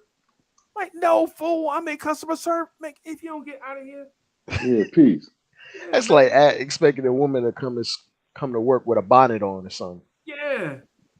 Well, Some do. Now look, this blue magic right here will get them. your waves and everything right. Right? And on the Croy round, I can't find that Crown Royal right now. Well, this my like I said, this is my sister's house. It's not my house, but I know she got this joint. I got nephews and whatnot. They use this for their waves, and I'm telling you, they spinning. They spinning, they Wow. spinning, they spinning, they spinning. Go out and get that. I'm not making no promotional on video or nothing like that. But if you want to get your waves right, start with this right here.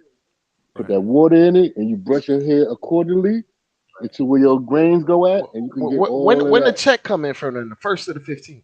Yeah, I'm trying to figure. It's hitting on Friday, early Friday morning.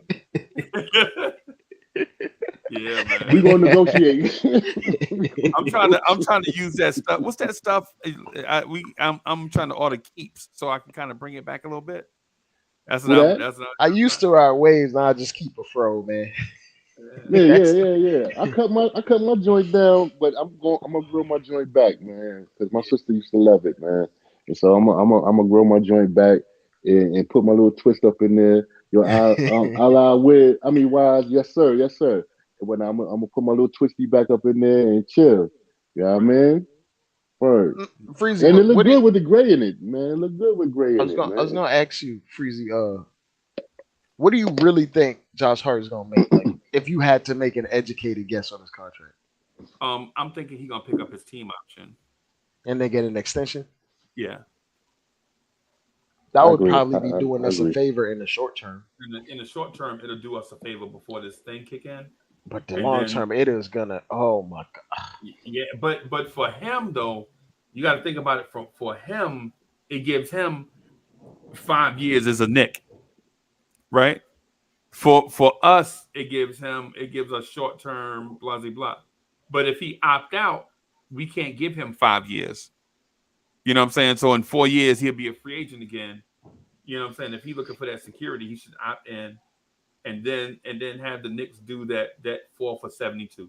Oh yeah, because I'm gonna keep it a buck. His play style is not. He's not gonna be playing at a high level or whatever this level is that he's at right now at age 33. No, Like a Mm. hustle 6'4" power forward. Them nope. dudes They fall don't off last. a cliff around 31, 32 Yep, best. yep. New now. Ooh, that thing lasts forever. I'm sorry, I'm Because just reading what's on the TV. I'm sorry. Go ahead. Oh, New you can now. hear That, that? that lasts forever. some of Go that new ahead. now. Go ahead. Yeah. But The new now. what I Mm-hmm. was going to say is, man, um, for what he does, I think we can kind of get that out of THT and maybe give Mm, THT like 9 mil a year. mm, He You can know what I'm saying? actually dribble a ball. And dribble the ball and play make a little bit. mm-hmm. Sometimes, Mm-hmm. and you know how Tibbs love them 6'4", 240 guys. Stocky, Here we go. Here we go. but long arms, man. Yeah, Tibbs love them chubby chasers. Yeah, Tibbs a chubby chaser, Mm, bro. Chubby. Yeah, yeah. Tibbs be the last one in the club, man. When all the dimes is gone, ain't nothing left in the club but nickels and pennies. So you saying Tibbs' favorite city is San Antonio? Yeah, probably. mm. My homeboy told me that one time. He's like, man, we was somewhere, and we was like, hey, man, y'all hit the club. I know it's late. He's like, man, you know all the dimes gone. Ain't nothing left in there but nickels and pennies. And when he said that, Mm. I was like, yo, no, he did. Mm. Mm. Yo, yeah, man. Mm. So not to bash that man. Wish that man much success, but we got to be responsible with the way we spend. So Oh, you would take Dylan Brooks. So you would take Dylan the Brooks money, over. right? Yeah, I'll take Yeah, it. Okay. I'm asking. see, Mm. because we could probably do Dylan Brooks. Do you think we could do Dylan Brooks 4 for 48? What 48. was his last deal? I gotta check what was his last deal. But no, he was supposed to be signing an extension this year before 'Cause- all the yeah, but shenanigans. they let him go. But he was already on his second contract. Yeah. Okay. So let me check his contract. Truth be told, I would rather just trade for Brandon Clark. Get rid of Obi. Yep. He's Straight coming up. off an ACL, so he might not be playing for a bit, Freezy. He tore his But ACL, or was it his Achilles? he One of tore them. his ACL in what, November? Was it November? Yeah, he missed a lot of time, bro. He missed a lot of time. Let me check. To see how much time he lost. I mean, how much time he missed because he wasn't even. Nah, he tore it in March. He tore it in March, Yep. so he came back from one injury and got injured He's again. going to the game. Yep. And it Yeah, was an because Achilles tear, which is even worse. oh, never mind. Never It's mind that. it's even worse for a high energy big. Like that's more pressure on your Achilles, number one, Because he and your can't even game shoot. and your game is being up and down. Like, and it's at the end of an NBA season. He's instantly missing 18 months. Yeah, That he out next year he's too. lucky he signed an extension. That's what he's lucky he signed his Yeah, he got extension that. Yeah, he jumped Yeah. on that quick. because he signed All his I four was, he's year funny. he signed a Mm-hmm. 4 year $50 million deal after Oh his rookie man. deal was up. Luckily for him. Oh man. He played in 56 games. Dang, Brandon Clark. Yeah, he's not playing next season. He's coming All back. this season. He's coming back 2024, Yeah. 25. 25. He's 25. gone, bro. 25. Yeah, 24, he's 25, because he's finished. missing that Finito. 23, 24 off hurt. And that's a fresh injury, too, man. Yeah. Yeah, Mark, literally 3 months ago. Yeah, Mm-hmm. yeah. That's fresh. Oh man. Yeah, that's super unfortunate. So he did start the season. I thought okay. He started at the beginning of the season because Jaron Jackson didn't start. Jaron Jackson was coming off a Jaron knee surgery. Jackson was coming. Okay, that's what it was. Yeah. That's what it was, man. Hey, I'll be right back, y'all. Hold on for just a Yes, second. sir. Yo, Allah Wise in here cutting up, man. Yeah, I know. If you see What Allah somebody was with, saying. he said, if you see somebody with some new now, they coming from upstate. They yo, he talking facts though. He talking factual. He talking factual. Man, So child, that. they well, sources say Shout out to the they're chat. not they're not bringing him back by any means. Sources, and I put that in Right. quotes, air quotes. Right. I'm doing the quotes with my fingers right now. Well, let me ask you a question, Dre. I mean, I know you know everything about basketball, and I No, a little respect. bit, not everything. Stop playing. So anyway, you know how to tell a joke and make people drop their glasses and liquors and stuff like that. No. But on the real. But if we was to bring uh Dylan Brooks here to New York and maybe move past Josh Hart, what kind of impact would you think? I mean, I know the boy can shoot just a little bit more than Josh. What kind of impact would you think he'd have? Number one, he is an actual elite defender, not a hustle defender like Josh Hart. I just don't want him talking all that mess though. But go Josh ahead. Hart is a solid defender. Mm-hmm. Dylan Brooks, by every metric, is a very good defender. Mm-hmm. So when we talk about like throwing guys like Jimmy Butler has no issue with Josh Hart. Dylan Brooks Mm-hmm. can actually pose a little bit of an issue defensively, Mm-hmm. and he guards ones, twos, threes, fours, depending on the Mm-hmm. matchup with the four. Like he's an actual legitimate defender. I just don't want him popping. If he do decide to come, I mean, well, depending on what they do, with whatever they want to decide to do, I don't want him popping off like that. I mean, yo, I want Yeah, some yeah, grittiness. I'm not he gonna needs to front. rein that I'm not in. gonna front. I want some grittiness, but I don't want all of that extra. You don't want You him know to what I be mean? nutty. Like Right there, you go. Right, I don't want him being a widow, none of the. I don't want to be none of that. Just play the game, dude. yeah. To answer JJ's question, Dre, what makes you think Randall will be this great third option? He's not very effective without the ball. I don't think he can Mm, be effective as a third option. Well, this is the caveat. I've seen Julius Randle as the secondary and third option on the Pelicans with an offensive mind, where he wasn't a high volume player and he got like 22 points per game on 52% from the field. But they utilized his actual skill set and his physical ability to get to the rim and be a bowling ball. And then they worked around his other skills. Then he started implementing the jumper. When we mm-hmm, have Tom Thibodeau out here, Tom Thibodeau thinks Julius Randle is a small forward offensively, a perimeter small forward offensively. And mm-hmm. besides first quarters, he's not really a high volume 3-point shooter. So it's one of those things where Tom Thibodeau is not doing him any favors. I think I'm giving Randall some more credit, but if he was put in a third option role Mm-hmm. with a coach that knew how to use him, use his ability to be physical and his mobility, and him as a screener more often, because just call a spade a spade. Julius Randle doesn't set screens for Nah, for not at as all. much as a power forward should set screens Kind of on a lazy at game to it, to game. be truthful. I won't say it's lazy. It's just not what we expect from him. Okay, Yeah, and okay. then and so my thing with the whole Randall thing is I think people just need to get over it with Randall, bro. Mm, If you want to see if you want to get the best out of Randall, how about get some more talent, man? God damn. Every night we be like, yo, Randall can't do this, Randall can't do that, Randall can't do this. And then it be cats that be on the floor with Randall that take 2 shots in 40 minutes. mm. Come on, bro. So what's the what, We got a center that can't catch a ball in traffic, bro. classic? Yeah, yeah. You know what? We was just talking about that the other night. Yeah, yo, and my fear is if Brunson don't come out and play at the level he played against the Heat next season, we gonna be on Brunson too, right? If Brunson don't come out and be 30 points a game like he was That's against not fair, Miami, Freezy. nah, Right, nah, yeah, yeah. I ain't gonna it's front. what we do. What's Oh, really it's not what we do. fair. Okay, I get what you're saying now. Yeah. What's really not fair is how a team Randall legit came to this team and we won 17 games. Since Randall been here, the team been to the playoffs 2 out of 4 years. He made the All-Star team twice. He All NBA, and Cats is like, so what? Right?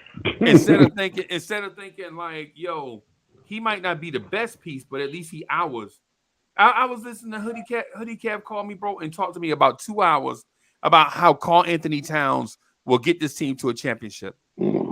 You got to trade Randall and bring in Cat. You know, like, but to that point, Freezy, like you bring in Cat with Tom Thibodeau, Tibbs is gonna make Tibbs is gonna make Cat do isolation. A cat.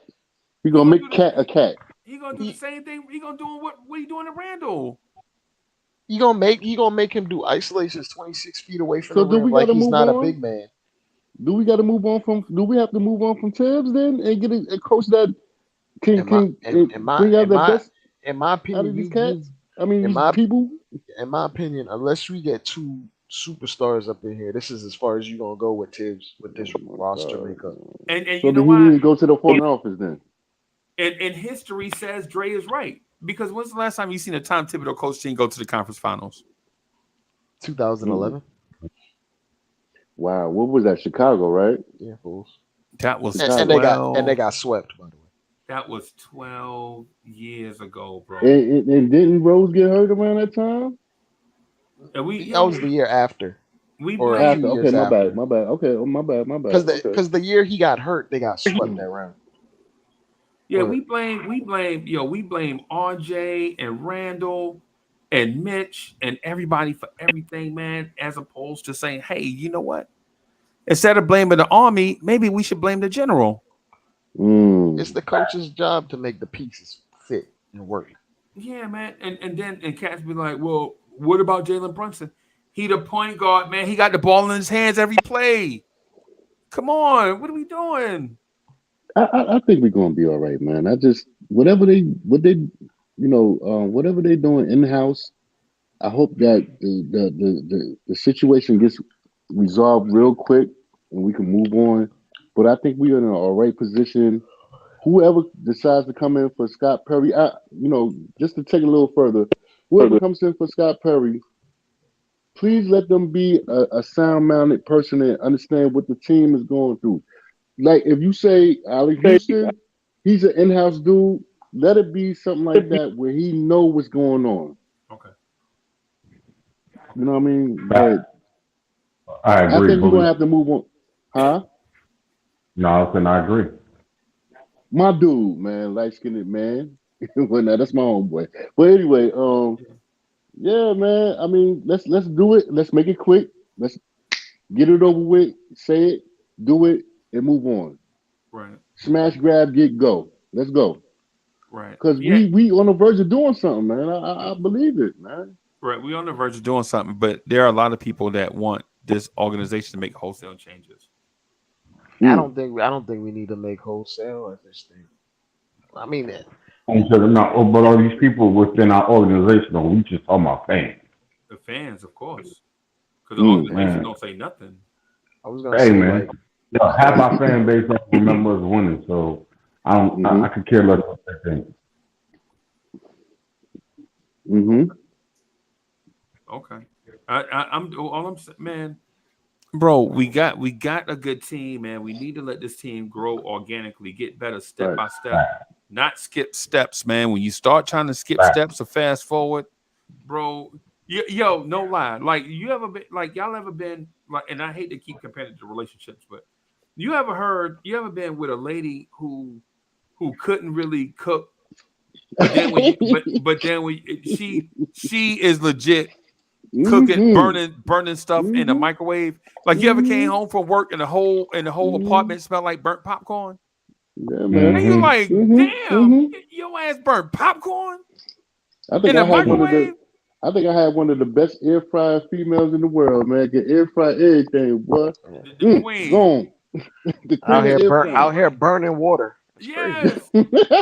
Pot on the stove just jumping up and down from the heat. You know what I'm saying? I was in here watching All My Children. I forgot the pot was on the stove. I think I got it worse than y'all because I'm a little bit closer to the younger generation. But y'all women actually probably cook.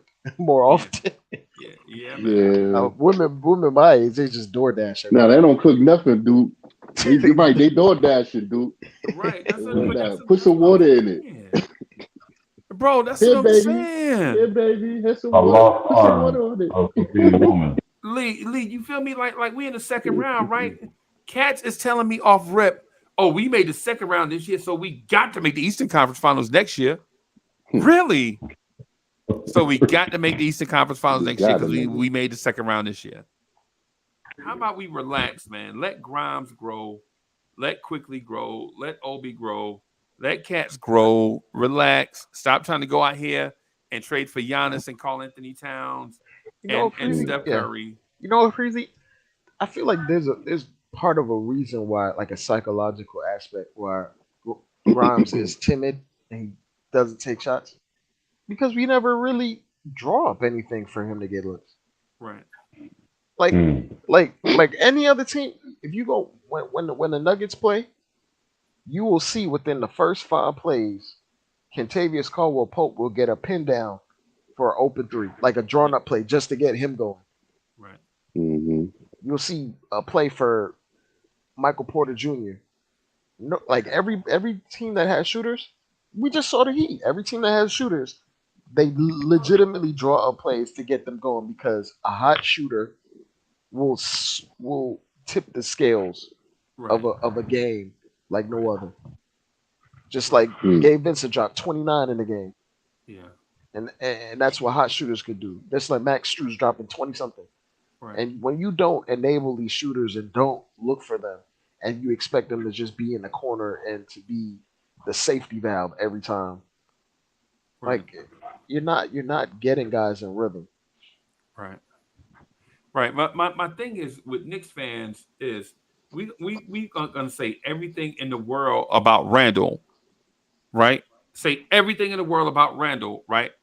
And then the league will be like, no, this is how we view Randall, right? And then we will say everything in the world about a dude that don't play, right? Don't show no NBA nothing, and be like, but he the future. We loved it. We love. I mean, we fall in love with this Jeremy Lin shit, bro. I swear to God, it's mind-boggling to me that cats, Snap. Jeremy Lin. that cats would be like, yo, cats are gonna be like, yo, I hate Randall. Randall just make me want to jump out a window. And Randall was playing in the All-Star game, and then in the next breath, be like, yo, Tibbs need to be giving Obi Toppin more minutes. Man, cats, bro, I swear it boggles my mind. And you think, Mm-hmm. and you try to treat people with respect, and you try to respect people's opinion, right? Mm-hmm. But these are the same people that'll be like, yo, trade Randall for anything and let Obi play. Would you trade the All-Star, right? Trade the all NBA guy for a dude that's just a Yeah. little bit younger than him that don't do nothing. What he Yeah, bring? and it's Oh, hard to replace that. yeah, he bring energy. Really? That's why y'all want to give Josh Hart $23 million a year. I don't want to get Josh Hart no $23 Can I million. can I answer Alawa something? Yeah, speak on it. Brun- Yeah. Brunson is Brunson is basically being told he's doing what he's being told to do.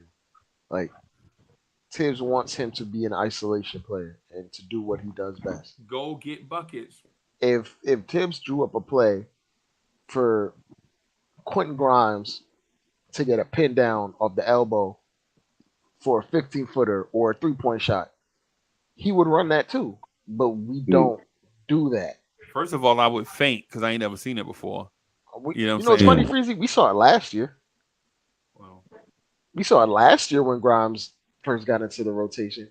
You remember the Bucks game when he got hot? Tibbs was literally dialing up plays to right, get him open threes. right. I remember that. He had him running point. Up in Remember, Milwaukee. he was Yeah. bringing the ball up. Yeah, And now Mm-hmm. when Tibbs gets a guy that he sees as a star, he leans into it too much, right, and he expects just the players to have the ability to just overcome just playing. And to a certain point, you got to enable other players. This is all like management of egos, management of talent. You gotta be able to manage players and put them in the best positions to succeed. No, we ain't doing that. We ain't doing. No, we ain't doing that. You know what I'm saying? Like I saw Grimes in the corner, right, and a man was giving Grimes. You know how you have one foot on the box so you can tag the roller, and then you sprint out to the corner. You know what I'm saying? They had a dude that was tagging our roller, and we never even thought about getting the ball to Grimes in the corner. Never, because Grimes could easily just flare even to the corner or even back up a little bit further to the above the breakthrough, Right. and we never looked for it. And to answer Eloi's question, that is a legitimate question. That is a legitimate concern. Eloi's, I'm not gonna lie, but as a coach, you got to see that too and Yeah. emphasize it. Like you got to bring that up in meetings. You got to be on the case of your point guard. But in terms of Tibbs doesn't tell Brunson what to do. He just lets Brunson go default to his strengths Yeah. instead of trying to break certain habits. Right.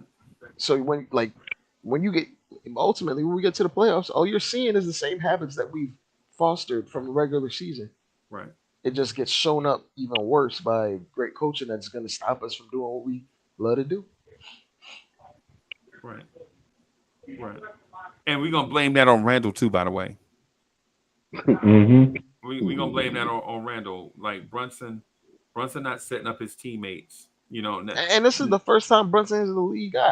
I'm 100% certain Brunson is going to be a better playmaker he gonna next be year. better next year. Oh Yeah. no, he gonna be Even the leader. no matter He what gonna be the Tibbs, leader. no matter Yeah. what Tibbs does, lack of input, whatever, he's Yeah. going to be a better playmaker overall. It's Yeah. just This is Brunson's team, man. I'm sorry. Yeah. I'm gonna keep it a buck, man. This is Brunson's team. I was very critical of Julius a lot of times, and I do really like Julius, man. I just don't like his antics. Like I always said, I just don't like his antics. But I see the balance of change has changed. It's gonna be Brunson. It's gonna be RJ. It's gonna be Randall, and then so on and so forth. If they do get another piece, a stretch 4 or 5, whatever you want to call it, Randall is gonna have to play that position where okay, he had his time to shine for the team and be that leader. He can't handle it. In my opinion, in my eyes, he can't handle it. Brunson is the perfect candidate. And if you got somebody like Josh Hart, I know Uncle Freeze want to get rid of him. But if homeboy keep coming off the bench, I'm not trying to pay him no 20, $18 million. I'm not trying to do that. He Facts, getting that, bro. facts. He But getting if that. Nah, he gets 17. Nah, he ain't get no 17. How say he it, gonna be? He can't survive off no 17. who said that? CL? Oh, How that man gonna Yeah, feed I his okay. did. family that's off Sprewell. 17? That's Sprewell right there. How that man gonna feed his family What? off 17? Come on, bro. Chinese takeout every night. Hey, man. Hmm. Hey man, you Chinese takeout in 2023 that will add up, Charlie's man. takeout. Yes. You gonna be spending about $2,000 a month. Oh Yeah. man, Benny Hann's gonna be rich, Eat man. Chinese takeout every night Yeah, man. off of them Man, apps. White yo, Castle. Paris Duggan is funny. Did you see his comment right there? I'm sorry, y'all. My bad. He funny. He said Julius Randle is Pinky and next Friday. Like he got that attitude. Yes, I agree with you, dude. Hey, look, don't make him spill liquor on his $500 suit, man. Yeah, Yeah, man. yeah, Mm-hmm. yeah, yeah, yeah, Yeah. yeah. But anyway, I'm sorry, y'all. If he pinky next Friday, who else on this team was good enough to make the All Star team? Like who else is You good enough to be in that gotta movie? remember Pinky owned the record store, man.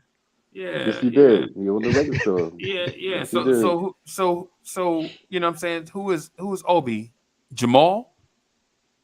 Oh man. No, no, he Bilal from House Party. Bilal, Wow, man. Why you give Bilal, my man second Zay. breath? All right, I'm only playing. Stop. All right. Yeah, I nah, knew, I man. knew you was gonna say. Obi Baby D, man. You just Yeah, running around looking for Oh, he minutes. baby D. that's Oh my he. God, Yeah, for real. He baby D for real. baby D. Yeah, Obi baby D for real. that's a You good know what one, I'm saying? Dre. That's a good one. That's a good Yeah, one. that That's a good man one. baby D for real. Talking That about damn baby stop, D. stop playing Day Day. You know I like cookies. Right. Give me one of them little Debbie. Stop playing, baby D. You know you tired. Oh God. She got Lady all of the Rage, snacks from the salute. new millennium. Salute Lady of Rage. Salute Lady of Rage. Salute, Yeah, salute. man. Word. Yeah, man. I ain't even gonna front, man. You know what I'm saying? When you talk about the man, look, man, we bashing Randall for absolute. Does Randall have flaws? Yes. But it's ironic. A lot of players have flaws. It's ironic. Like we talk about Randall's flaws, but we don't talk about Jalen Brunson's defense at all. Right. And everybody in this panel and in the chat know that Brunson is a terrible defender. Right. Now He be trying, but but he limited. He tried, He but he gonna get limited. better. He gonna get better. He gonna get better. Nah. He's gonna be what it is. It is Footwork, what it is. It is what it is at this point. Yeah, he ain't going. You know, and then plus he initiate the offense too. Nah, he ain't correct. All game. Yeah, all game. And whose fault is that? It's Josh Hart's fault. It's Quentin Grimes' fault because they are guards that play like power forwards, bro. like legit, Josh Hart is a guards play in tandem. I don't know why people that think they know basketball. People that think they know basketball will always point out that Josh Hart is a great offensive rebounder, but they won't point out basic basketball. He doesn't do the other guard stuff. Right. It's ridiculous, bro. You don't. Josh Hart don't do no baseline level guard stuff, bro. None. Yeah, he can't run a pick and roll.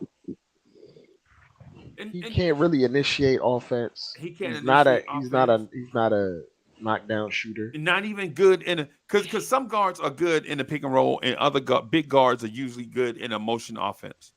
But even when we run that whack 3-man weave motion thing that Tibbs try to run at the beginning, that fake motion offense, you never see Josh Hart take advantage of a mismatch. We only run that weave just so we can get a mismatch and then go ISO again. Anyway. Right.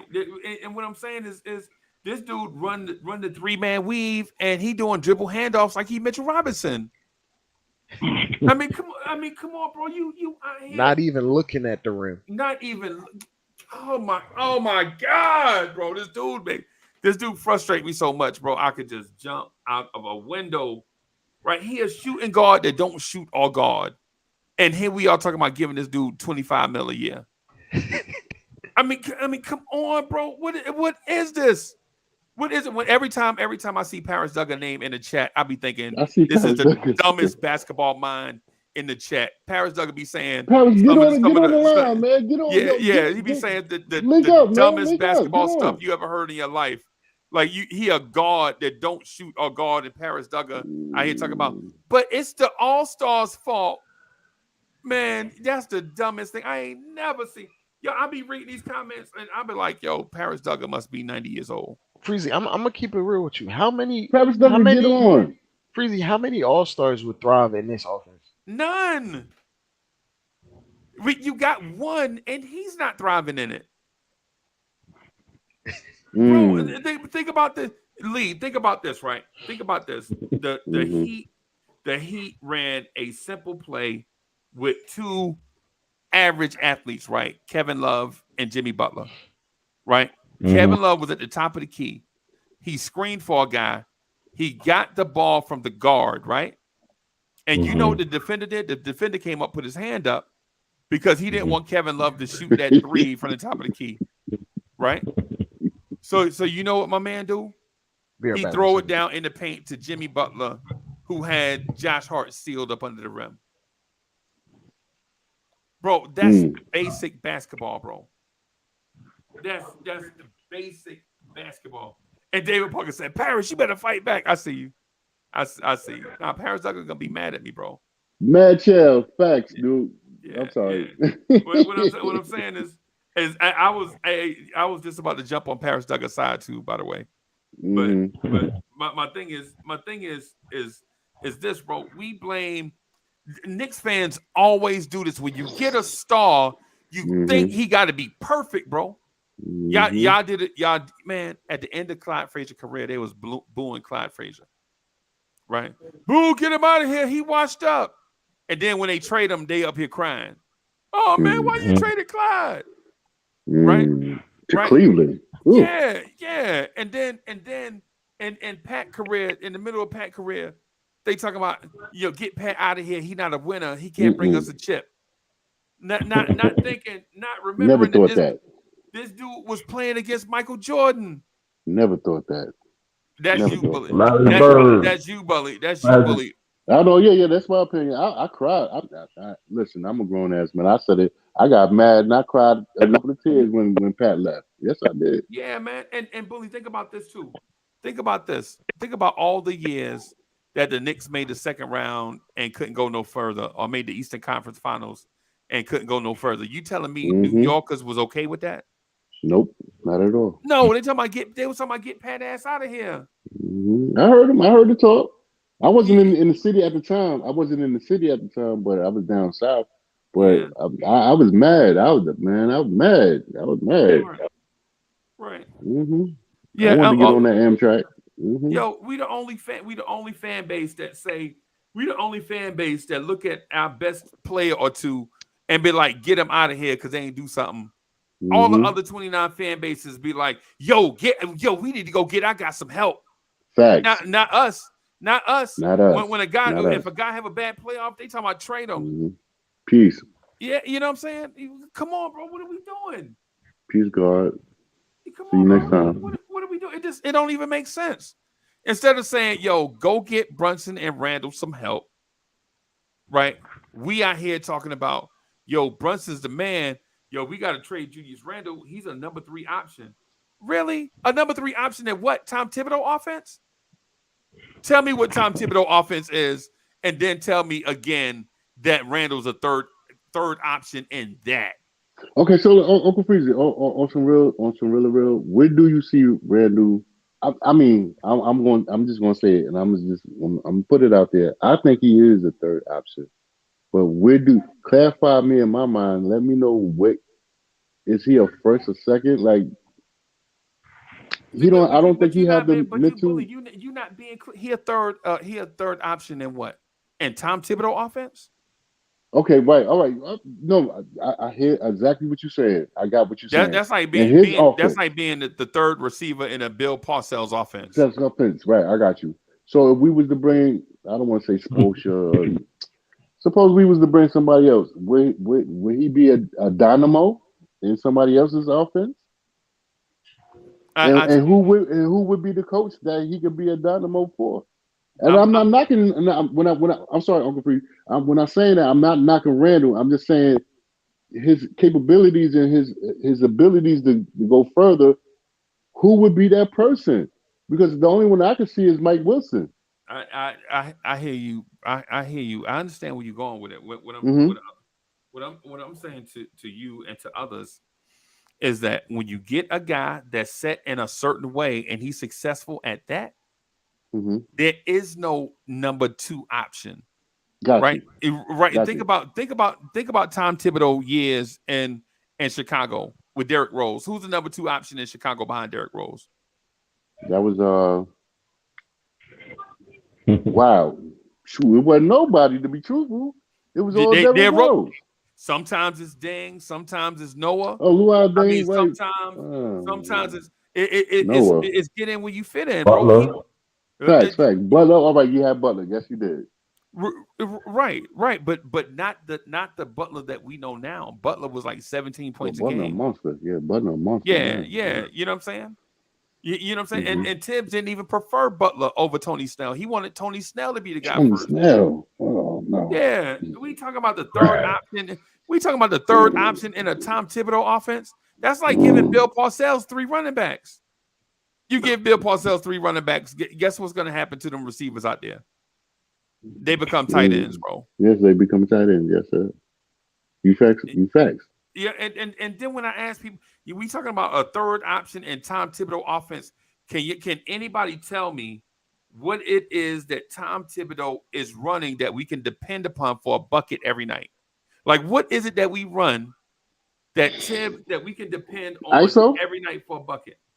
See, but ISO is the player generating offense. Right. It's not the scheme generating offense. But where is the scheme? That's the question. Where is the scheme? Because But That's been the question. That's been the I'm question for the last asking 4 years. I'm asking y'all because y'all said Julius Randle was a third option in that scheme that y'all don't know exists. you know what? Perfect sense. Because there is nothing. Right, that's what I'm saying. I There mean, is nothing. it's little stuff, bro. Like for instance, when Obi come on the floor, I know Obi can jump, right? I know Obi can jump, and I know Obi can knock down threes, right? So when Obi gets on the floor, I'm not running ISO stuff. I'm gonna run motion stuff where I can get Josh Hart, who's an energy guy, Mm-hmm. Quickly, who's an energy guy, Obi, who's an energy athlete. I'm running motion offense so all of them can take advantage of mismatches that they present to the defense. But Tibbs is not doing that. He gonna run the pick and roll and quickly gonna look if the first option ain't there, quickly shooting. Mm-hmm. Right. And if he Oh, can't get his shot off, he gonna kick the ball to Obi in the corner, Obi in the corner, sitting down on a lawn chair. Like Cameron versus Locks in Yeah, the, yeah. in the lawn chair. But if go it don't ahead. work, then we kick out for another isolation from the Well, top of the key. for another isolation, yeah. Yeah, If we man. I got mean, time left on the clock. like Alex Dre, Duggar, peace. hey, Mm-hmm.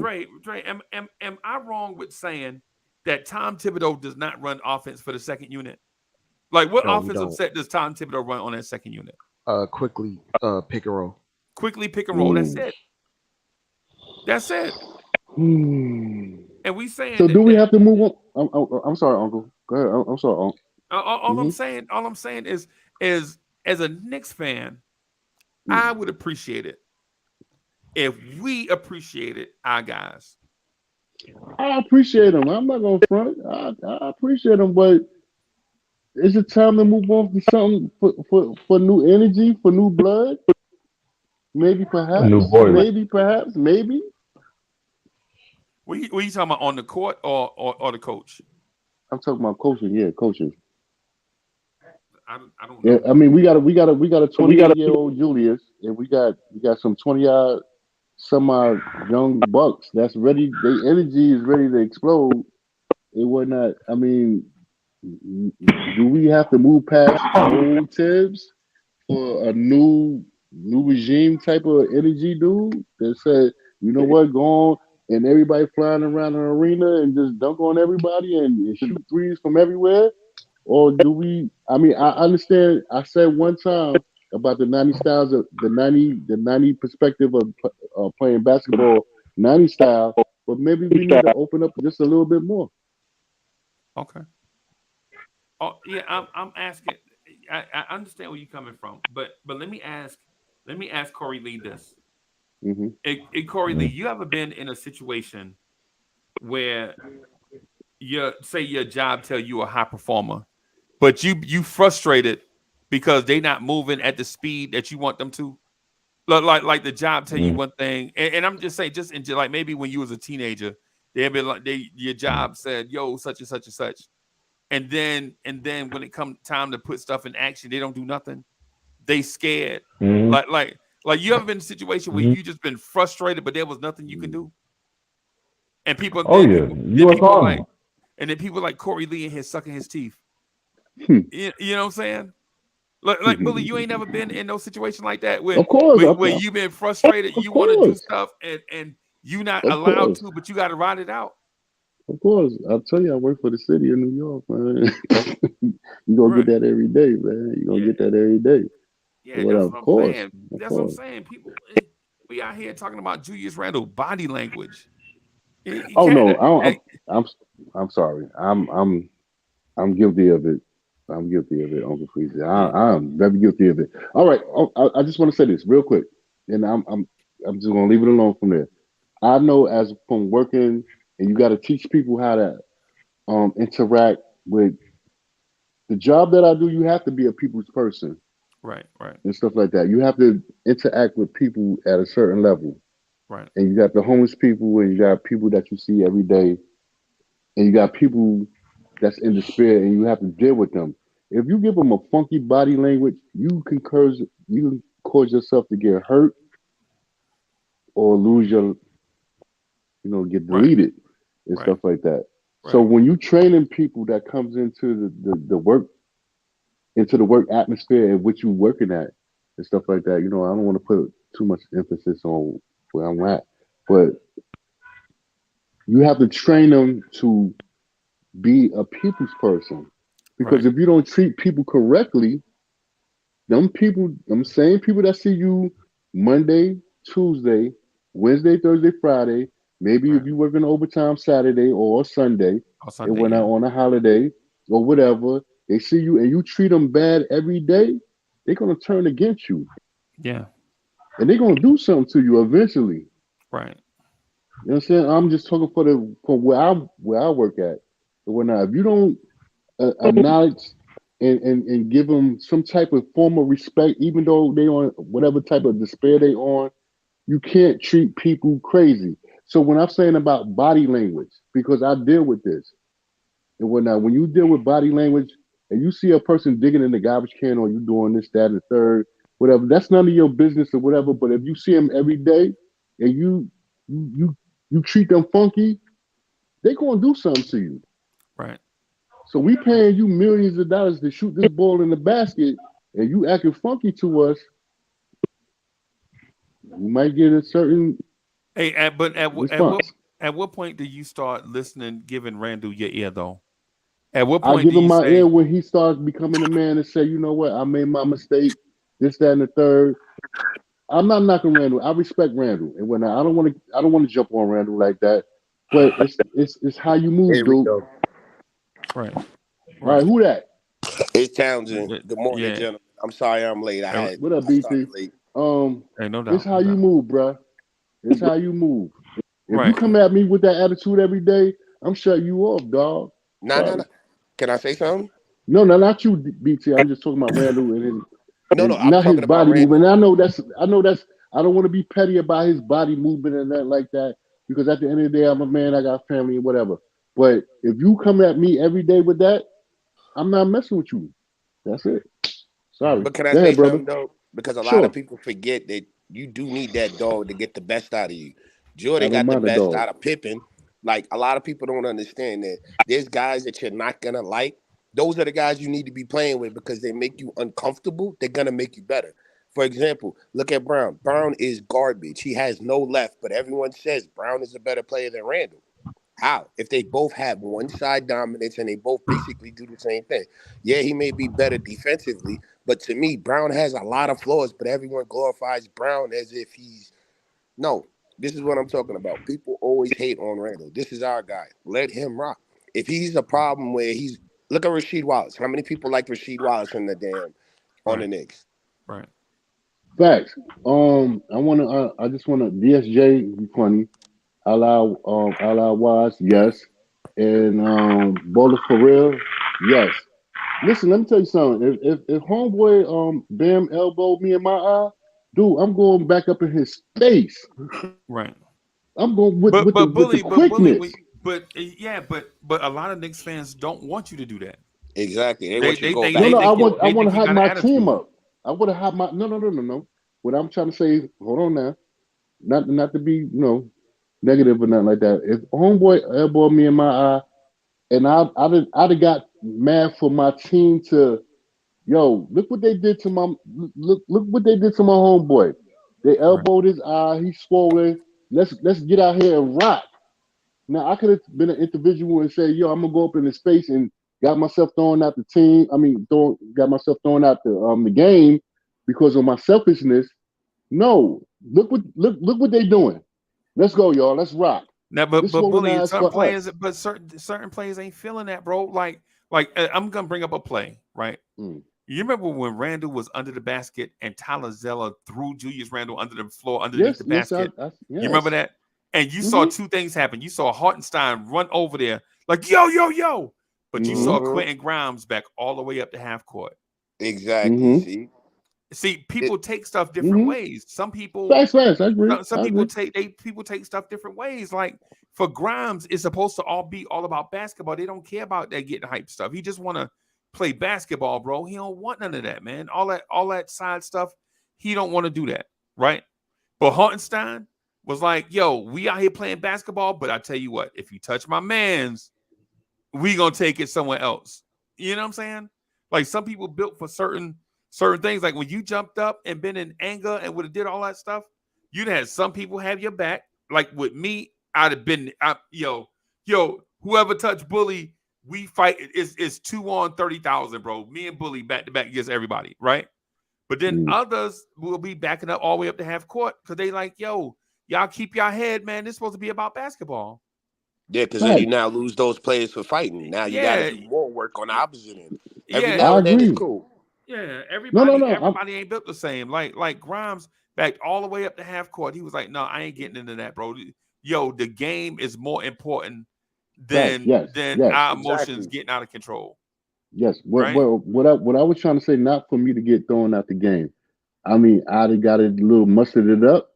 It went up, but I would have gained. Hold on. But you knew your limit. You knew your limit. But I know my limit. I mean, I'm talking as a grown man now. I'm not talking about as a young man. I'm talking about me being in the state of mind that when I'm in and whatnot.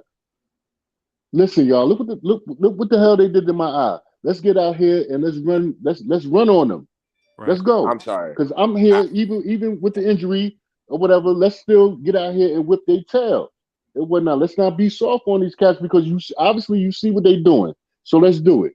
Now, I'm not saying that Homeboy did it on purpose. I'm not saying that Bam did it on purpose, but that would have gave me fuel to give my team fuel without me getting kicked out. I heard you out wise and whatnot. I saw what you said and whatnot. But now I don't want to get kicked out. This is just giving me fuel to get out here. Let's get busy.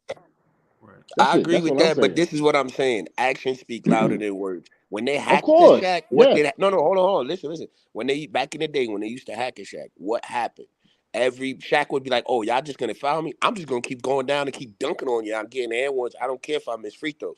That's sending a message. Actions. You elbow me in the eye. I'm on the floor. I bet next time I see you, I'm not just gonna dunk on you. I'm gonna make sure that I score 35 on you from that point. And everyone else behind me. That mentality.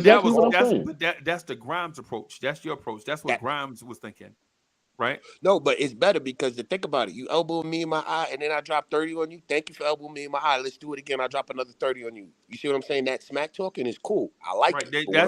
That's the Carl Anthony Towns approach. Nah, that's not the Carl Anthony Towns approach. But how you gonna say that when I saw it with my own eyes, bro?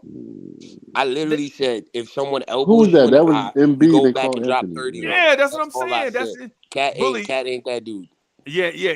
Nah, Cat. That's the Cat approach. Bully's even mentioned it too. When Bully and B was going through that beef, what Cat was doing was, you know what? You can say what you want to say, man. I'm gonna just keep giving you 35 and 17. No. What I'm saying is on him. Like go to him, be like dribble. If he's in under the basket, you take it to him and dunk on him. You bring it to only him. You don't just score 35. You take it to him. You make a personal vendetta to go at him. But BT, who else on the floor is gonna guard the center? Wow. Here we go. This is what I'm talking about. If, for example, perfect example, look at how Jimmy was with Williams. Yes, they did come back from an 0-3 lead in Boston, but look at how he was in game 2. That's what I'm talking about. They talking, they jacking, they looking at each other, and then they just played straight up ball. We got a great series out of it. That's what I'm talking about. That example of how Jimmy was like, word, you want to talk smack, and him and Williams was face to face, and what he do? He went at Williams, and even though the next game they lost, he pointed at Williams. It was like, yo, I remember you. You see what I'm saying? That's what I'm saying. Keep that intensity on the court. Keep that feud between y'all so y'all can play better. I'm not talking about Cat. Cat is soft because Cat is only thinking about that's point. The same thing. That's the same thing Cat did to Embiid, bro. It's the that's what it is now. No, because that's what it is now. It's okay to do that now. That was okay back then. We talk about 4 years ago. We ain't talking about now. Nah. I'm talking about now. I'm talking about now. We need to go ahead and be more aggressive on the game. Don't just sit there and get focused and lost into he hold on, bro. He did this. BT. Bust his ass on offense and beat him on defense. BT. Yeah. BT. Did you not hear what I? I said I hopped on late. I've been in the chat and people been getting me hot on Randall. So Most of my focus I was on don't want Randall. to I talk about no goddamn. apologize. No, but I mean, what I wanted to say was this is what I'm talking about. You said be more aggressive. Well, Right. all I was just trying to say was Oh, if okay. I was Randall, and Okay. homeboy elbowed me and my doggone eye, even though if it was intentional or not intentional, man, you just hurt my eyeball, dog. Yeah. And Yeah. this is gonna give me fuel to give my team fuel. Okay. The thing I'm I not didn't going. like, We ain't gonna shoot the five. If we gonna shoot the yeah, five, we gonna shoot the five at the end of the game. And I'm when a, I'm I'm, not gonna Okay. try I'm to gonna say lose the game this. by being A a s- goon or nothing like that. a But Okay. this is say, Okay. gonna give a s- me fuel to fuel my team. Look what they did to my eye. Let's go. All BT, right. BT, Bully, BT, but wait, hold on real quick. Let BT, me hold just on. apologize real quick. Boulevard, I apologize for that. Like I said, I came in here. Yeah, no doubt, no doubt. But Everybody that was talking the only about. thing I was I just trying to say. apologize That's for it. it. We I right. wasn't trying to We come no out no nothing But we see crazy. eye to but eye. this is the No no thing I we didn't seeing eye like. to eye. This is the thing I didn't like. You remember the play when Bam came down the lane for a dunk and Julius just let it happen? He ain't even Right. swipe at Yeah. his Mm-hmm. arm. Yeah. Mm-hmm. Right. Mm-hmm. Like you can't like in a play. Matter of fact, I'm 1,000% sure if Julius came down the lane just like that, Bam is swiping his arm so he doesn't finish the dunk, and Right. he's gonna Julius shoot two Mm-hmm. free Randle. throws. Julius Randle wasn't the only one standing there though. Was it? Yeah. I mean, he was the Yeah. last Bam line would of have got defense. Bam would He have was the tripped last him. line of defense, though. Yeah. Randle waved his hand at him, and Mitch tried to block his dunk in the air. But on the ground, right there, was Josh Hart. Yep. Mm-hmm. Yeah, So he yeah, so telling the because truth. yeah, because man, we got to keep some of this. Man, yeah. Randall My Wayne, Randall should Randall have picked up his fifth foul right there? Yes. I don't care about no man. Come on, why are you worried about fouls? But if you Josh Hart and you're a role player off the bench and you see this, you think Kyle you Lowry supposed to. would? Do you think Kyle Lowry would let Mitchell Robinson dunk if he right there? Kyle Lowry would have tripped Nope. him. Right. That's what Yep. I'm Or punched saying. Or him in the kick him. stomach. Punched him in the stomach. Yo, I'm saying, man, this bro. But you know what though? Should That's Randall have fouled him right there? Yes. Should Mitch have fouled him right there? Yes. But those two wasn't the only ones there, bro. We blame Randall for everything, bro. all I'm It's trying just to Not say is this. everything. Not everything. We got two top 50 players on our roster. I don't care what anyone says. That's what we could afford. That's what we got. At some point, we got to be able to be like, look, this is what we got. We got to roll with it. I ain't happy with everything that Randall did. I'm not happy with everything that Brunson did. But these are our guys, and I got to support them because at the end of the day, they wear our team Knicks. Mm-hmm. That's what I don't Mm-hmm. understand. And people come in here with changes. Oh, we should get rid of this person. The changes ain't good, and on top of that, the money ain't right. We got $5 million cap space. Like, what are we gonna do with that and actually upgrade? We really can't. We have to make proper moves and be smart. But everyone is just acting like the old school Knicks. Hey, let's burn it Mm-hmm. down now. And then 3 years later, we're like, oh, we should have Nah, never ain't no did that. burning But then down. now We we're don't come too 6 years far. behind. We yeah, Yeah, don't but come that's too how far it to is. Like, burn it look at us down. this year. We don't have any draft picks this year, and people are right, still talking about, oh, we need to trade this, get rid of picks. Why would you keep continually trading picks when you don't have picks? That's what I'm saying. Like that idea shouldn't be like that. We need to work on development. We need to believe in our guys and run it back, right. not Run just it. with Yeah, this come team, but on. run it back with the You want to run mentality it back? that we them dogs. And No, get the not with most just the talented not just. out I'm there saying we need to as make far as moves. We need to make moves. Yes, but Go what ahead, I'm saying CL. is run it back and undrafted run it free back. agent. That's what I'm talking about. Yeah, I'm talking about I running can't back hear with the you. core that we got, and the core we have is Randall and Brunson right now, as far as all stars, and we need to run it back with them too, with a better support system, so we can actually see how this works. Because if it works that way, we can't say nothing. It's been over 50 years. We've been dipping and ducking, changing and trading 50 for so years. many years, Oh, and Lord. we only get to the finals in '99. Like, come on, man! Like, Mm. this is what I'm talking about. We need 94, some type of 99. stability and keep it moving. You know what I'm saying? I'm tired of this. I'm tired of seeing us in the playoffs in the Yeah, you finals sound two out like of me, like the man. last I 50 ain't gonna years. front. Mm-hmm. For Yeah, me, it's about getting that dog back. It's about what I grew up on the Knicks for. We are Yes, known sir. as everyone loves playing for us because we have the bright lights, we have the what they call the basketball aura, the mecca. Yeah, we got all of that. But Mm-hmm. how is it that we can't produce stars? How is it that Can't we do don't shit. get the best players? It's because of Can't our do front nothing. office, and it's also because we just so quick to change. We don't need to be like that. What we yeah. need The to fan. do Yeah, is it's find because our dog. the fans ain't patient with nothing. The fans, But it don't. it's fans out here that want to get rid of RJ already. I know. I saw it in the chat. That's what I'm saying. Look at What me you in the mean chat. already, How they Freezy? Dudes was trying to get Yo, rid they of want to get rid RJ of as a rookie. RJ. They want to get rid of Grimes. They want to get rid of Randall. They want to get rid of everybody but Brunson. And Obi. I'm like, so who you gonna give Brunson for? I don't mind Toppin. I don't mind Mitchell, but who are you? You just gonna have Randall? So you're gonna lose one of Randall's dominant support in Brunson, and get rid of Randall. So then we only have Brunson there by himself. How does that work? Salute AD. You're gonna get rid of another superstar that could have helped him. And then BT, and then what happened. And then once you do all of that, like you just mentioned, you know what they're gonna say? It's just like the Melo years all over again. They can't get Melo no help. Remember that? Remember that? That's what I'm talking Pat about. Ewing didn't win a championship because he ain't had no help. Bernard He King had didn't win a all the help. championship because he ain't have no help. He got hurt. Yo, do people know what the phrase "run it back" means? No. You know what run it back means? It don't mean running back with the same team. It means we got the next game, which means we gonna come at you Of next course, game hard. yeah. We Lord. That's So right. you don't have to have the same team because I played plenty of Facts. games with people be like, yo, run it back. We're gonna get rid of these two guys and pick up two more guys and we're gonna run it back. That's what I'm talking about. I'm talking about get back to what we did. We got to the second round. Run it back with the mentality. Second round isn't good enough. We need to hit the finals. I think Not this Eastern team is going Conference, to do some great the things, man. finals. That's what running it back means. It don't mean just drop everything, turn everything over. That's not running it back. I think we got a good team right now. Regardless of our talent, we can do it. It's just we need to make minor moves because, to be honest with you, Hart was missing threes. His support wasn't there. Yes, he did stop Donovan a lot on defense, but where was Hart on offense? Where was he on other teams at other times? He wasn't there. So for me, I love Hart, but I would get rid of him so I can get a better player. Even Silzar said it. Silzar said get Grant. I like Grant, but how can we afford him? Yo, BT. Go ahead. I think family, just for the whole fam, man. You know what I'm saying? Since I've been on here, man, I was a little erratic and whatnot, but I learned to fall back a little bit and listen a little bit more and listen a little bit more.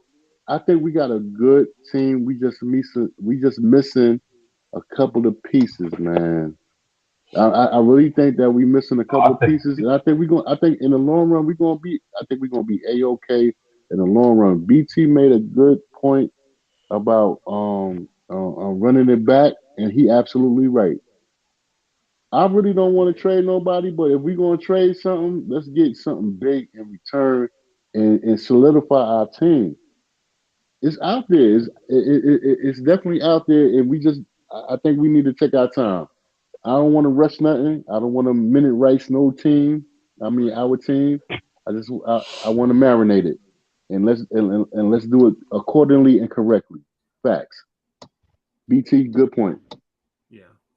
Agreed. All I'm trying to say is what I mean by run it back with the mentality of finals is the goal.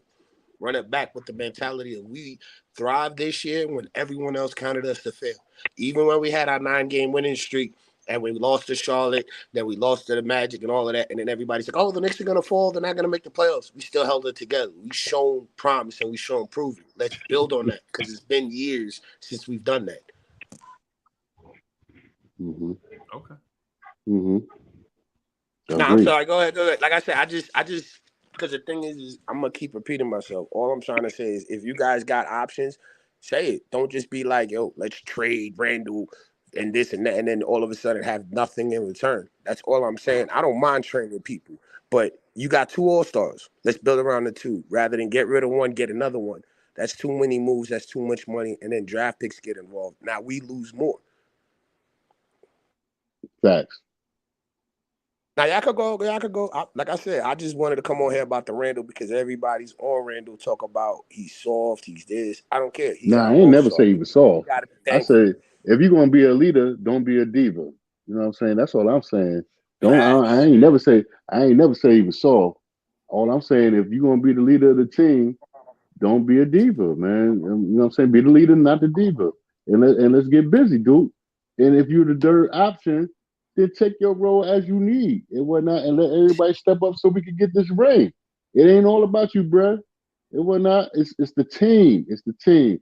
As CL would say, it ain't the name on the back, it's the name on the front. And I know a lot of people say, you know, that's kind of corny or whatever. I don't think it's corny. I think it's actual fact because if you love the team, You let a team. If you move on for somebody name that you get another name that's going to help this team, let's do it.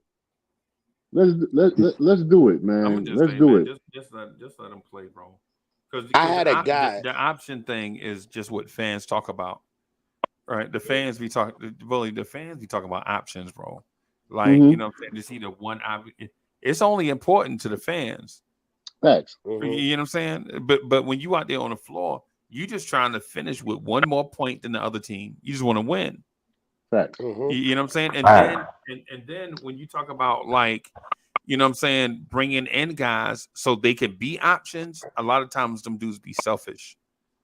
Like, Mm-hmm. do we Mm-hmm. really want to get I Facts. rid of agree. Randall and bring in a Michael Beasley? Ooh, Michael No, Beasley. sir. No, no, no, No, no, but Yeah, no. yeah. that's all I'm saying. Like, people say Randall is selfish, right? But the thing about Randall since he been here is this team has been going to the playoffs.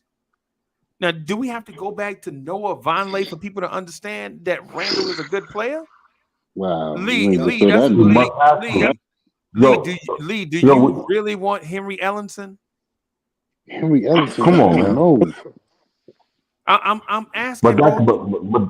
but this is what our fan base. This is what our fan base been crying about for the longest because they forget their memory's so short.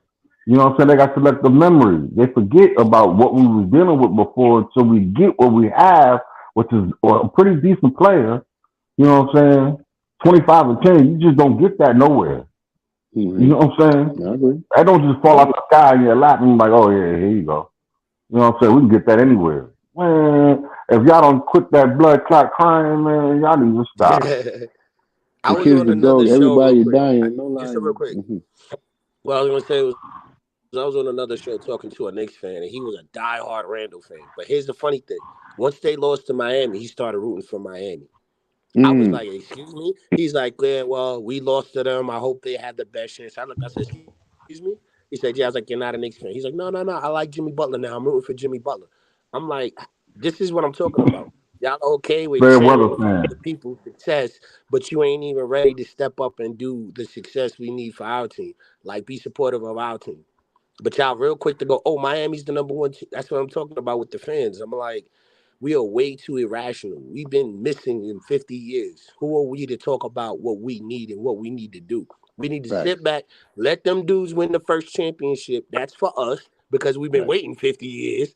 Then the second championship. Now I can sit here and see what everybody talk about. Trade Randall, trade this. We ain't been there yet. We Right. have to figure this out. And us sitting here talk about Randall's garbage because of his 20 and this, he got hit in the eye. I don't care. Because at the end of the day, he's on our team and there's nothing we can do as fans to move that. Thank you. All right. I hear you. I hear you. I hear you. We gonna Again, see I'm what's not gonna happen defending next year. Randall. I'm not defending Randall. Remember, I'm not defending Randall. But he No, It no, is no, on sound our no, it sound team no. like he That's your and was. we point. It need sound done. like Yeah, he that's your was point, though. though. That's your point. That's your It sound point. like he was supporting Randall. What's That's wrong your with point. supporting And Randall? and there's nothing No, no, wrong no, with no, that. no, no, no, no. Because to me, what I see in Randall's potential, if I actually told everybody, they think I'm freaking crazy. That's why I say I believe in Randall, but until I see him perform, then I'll speak about it. It's like for example, everyone sees Cat's potential, but Cat ain't done nothing. Or everyone sees Brown's potential. Brown ain't got no left. You see what I'm saying? Mhm. Like all these people see the potential and willing to look over their errors because of the potential. But because Randall's in his 10th year, oh, he can't develop, he can't do that. Okay. But you still willing to give a shot on Brown. You still willing to give a shot on Tatum, who's been here for 6 years and had a great team since he's been a rookie. So again, like I said, you willing to put faith in all these guys who also have flaws, but when it comes to Randall, Mhm. it's wrong. That's Let why me I'm ask you, saying I'm not. BT. Can I ask you a question? Can I ask you a question, Sure, BT? sure. If Randall and get banged up, and I know he got banged up, and you know what? And Mm-hmm. I respect to that man, because he Of still course. came out and he did what he had to do. You know what I'm saying? Even though it was kind of lackluster, but he tried to give it all his all. And I'm gonna give that Mm-hmm. man respect for all of that. If he wasn't banged up and he gave us a funky series where he wasn't trying to, well, I'm not gonna say what he wasn't trying to do, but if everything wasn't going in his way, in his favor, how would you feel about him then? Okay. This you guys are really gonna laugh at me, but like I said, this is my potential for Randall. I see Randall as Charles Oakley in his prime, but better scoring and better defense. A lot of people gonna Mm. laugh at me. A lot of people gonna Mm-hmm. laugh at me, but he has a dog in him that I think he hasn't tapped into Oh, he yet. got dog. Yeah, When he he got does, dog. Mm-hmm. and when he does, people gonna look and be like, "Yo, that nigga is like Charles Oakley. He's a dog. He's out there just banging, doing what he got to do." That's what I see Randall as. But see, But he hasn't shown anyone else that.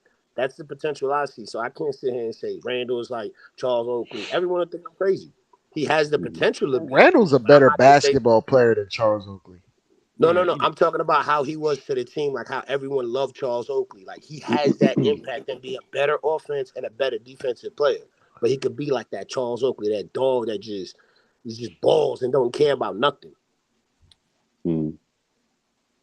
Okay, Mm-hmm. I can see in terms of like being the heart and soul of a team. Yes. All That's what right, I'm talking about because so he has the potential to be that dude. He don't care what you say. He didn't care we got Brunson. He just want to play ball and prove to everybody that he is who he is, just like Oakley. That's all. Let him rock. That's all I'm saying. Let's see what if he we can had do a because healthy, Brown go ain't go ahead. ahead. I'm sorry, bro. Mm-hmm. Go ahead. I was just gonna say y'all keep giving Brown chances and excuses, but nobody here is actually gonna, talk bad about Brown, but you're gonna talk about Randall when they Which both have the Brown? similar What skills. Brown? Jalen? Yeah, Jalen and Boston. Okay, I got you. If Because at the I'm end not of the trying to day, compare. he asking for 300 million. He's asking for Mm-hmm. 300 million with no left. Like to me, I'm like, you out of your mind. Jalen Brunson asking for 300 million. Jalen Brown, Jalen Brown. Brown, Jalen Brown. Yeah, he gonna Mm. get it too. Mm-hmm. he So gonna That's get what that I'm money From saying. whom? So you're From gonna give a whom? from the guy like Boston that. from Celtics, what you Boston. mean? Oh He gonna give Lord it have to him. mercy, boy. He gonna be cooking the concession stand. He gonna be popping the Exactly. popcorn. He Yo, But gonna he be ain't running. worth it. I'd rather play Oh my Tatum than. God! I'm I not would saying he's rather not pay worth it. Tatum than. I'm not saying that he's not worth it. But he asking for boy. He asking for it. He asking for it. That's a lot, man. That's the first time I man, heard of that. My Bully, bad. Boston gonna pay that money and like it. Exactly. Wow. And Fact. everybody gonna be like, oh, So, Brown's the next Wow. best thing. Okay. Wow. Wow. That's the first time I heard of that. My fault. That I'm sorry. 300 million? That's Yeah, baseball numbers. That's what That's I'm baseball saying. money. That's what he's looking for, a That's not long-term that's not even contract. baseball money. Like dudes will make that in one contract, and that contract will be their whole career. He's making yeah, that in 5 years. He's gonna get another That's a I deal agree lot, for after that. that. man. That's a lot of yeah. And He responsibility, it's gonna get man. because, after that. He like I gonna get said, another contract for 450 after that. Oh exactly. man. You know why? Because he jumped on the team with Tatum a I'll year take that, after man. Tatum, and they just been together for the last five, He six was on years. the team before That's a Tatum. lot. No, That's a lot. my fault. You're right. Yeah, Tatum's been Yeah, in the league for six. yeah, My That's a fault. lot. Tatum is the one that's gonna get the 450 because he's a few years younger. Like he's yeah, gonna Yeah. double dip into getting maxes 2-3 times. yeah. Well, that's a But lot. That's when a he lot. get his 450, the next contract might be 600. That's what I'm saying. Like, Mm. That's half a Yo, billion. I that's mean, what almost it's a where the billion. league it's where the league going, bro. It's where the league going. But Oh wait, my hold on. Let me ask God, y'all something. man. How much? What was Kyrie Irving's max contract? I'm just curious. I'm I not don't know. This saying him and for Brown for are the this year, same. Three 315, right? for his max is 5 for like 250 or Oh, something. five. See, Yeah. I'm way For off, 250. man. That's That's a what I'm. lot. Look at that. Kyrie Irving Nah, ain't he even didn't getting make that money he didn't make an All NBA this year. But because he if got you've hurt. made it in the past, it doesn't matter. Okay, If you made it in the past, then you're viewed as all NBA. Period. okay, yeah, That's a man. lot. So Yeah, for me, it's yeah, man. I'm just saying about the Randall thing, man. Listen, man. I know everybody have their own view about what a good player look like.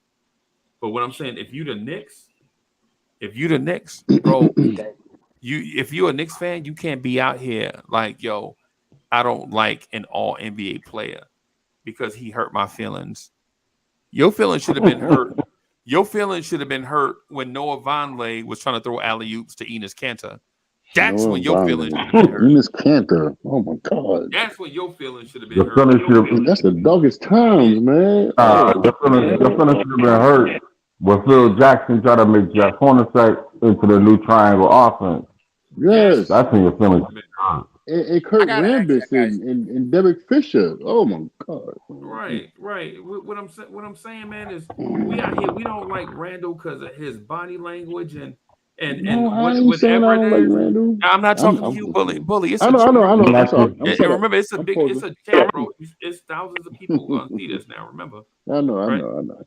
Mhm. But what I'm saying is we out here like yo Randall this and Randall that, but we not even talking about the times when Mario Hazonia was trying to throw them backdoor lobs to Emmanuel Mudiay, right? We done made it. We done made it, bully. We out here Oh now that God. we a playoff team. We out here sipping Kool Aid with our pinky up and shit. Like Yes, we out sir. here Yes, sir. like we out here drinking and a champagne. teacup. Yeah, Lee, you remember champagne? Champagne, What? champagne. The pink You remember champagne, champagne? We out here, the we out pina here drinking. colada. Yeah, man. Oh We out here drinking man. this pink champagne. Act like we done made it. We ain't made it. We still the team, bro. I reckon this man. Listen. Oh I my reckon, for the most part, this millennium God. is 800 and 1100. We done lost Mm-hmm. 300 more games than we done won. And we out here talking about I only drink pink champagne. Oh my God. You know what I'm saying? I want my all-star to look like this. Man, stop. You sound like them people that be like, yo, I want to go ahead and get me a big old bottle of ever whatever it is, and then you Oh, only have Ripple. Kool-Aid money. Some I only Ripper. like You only grape got Some Kool-Aid Ripple. money. moonshine. Yeah. Hey, I give you a bully. We out here like I don't drink Mad Dog 2020. I drink Oh Yeah. Manischewitz. no. Yeah, Manischewitz. You exactly. drink yo, you don't drink or Mad Dog, or you drink Manischewitz. Manischewitz. Manischewitz is the same or you thing. know what you That do? was the same thing.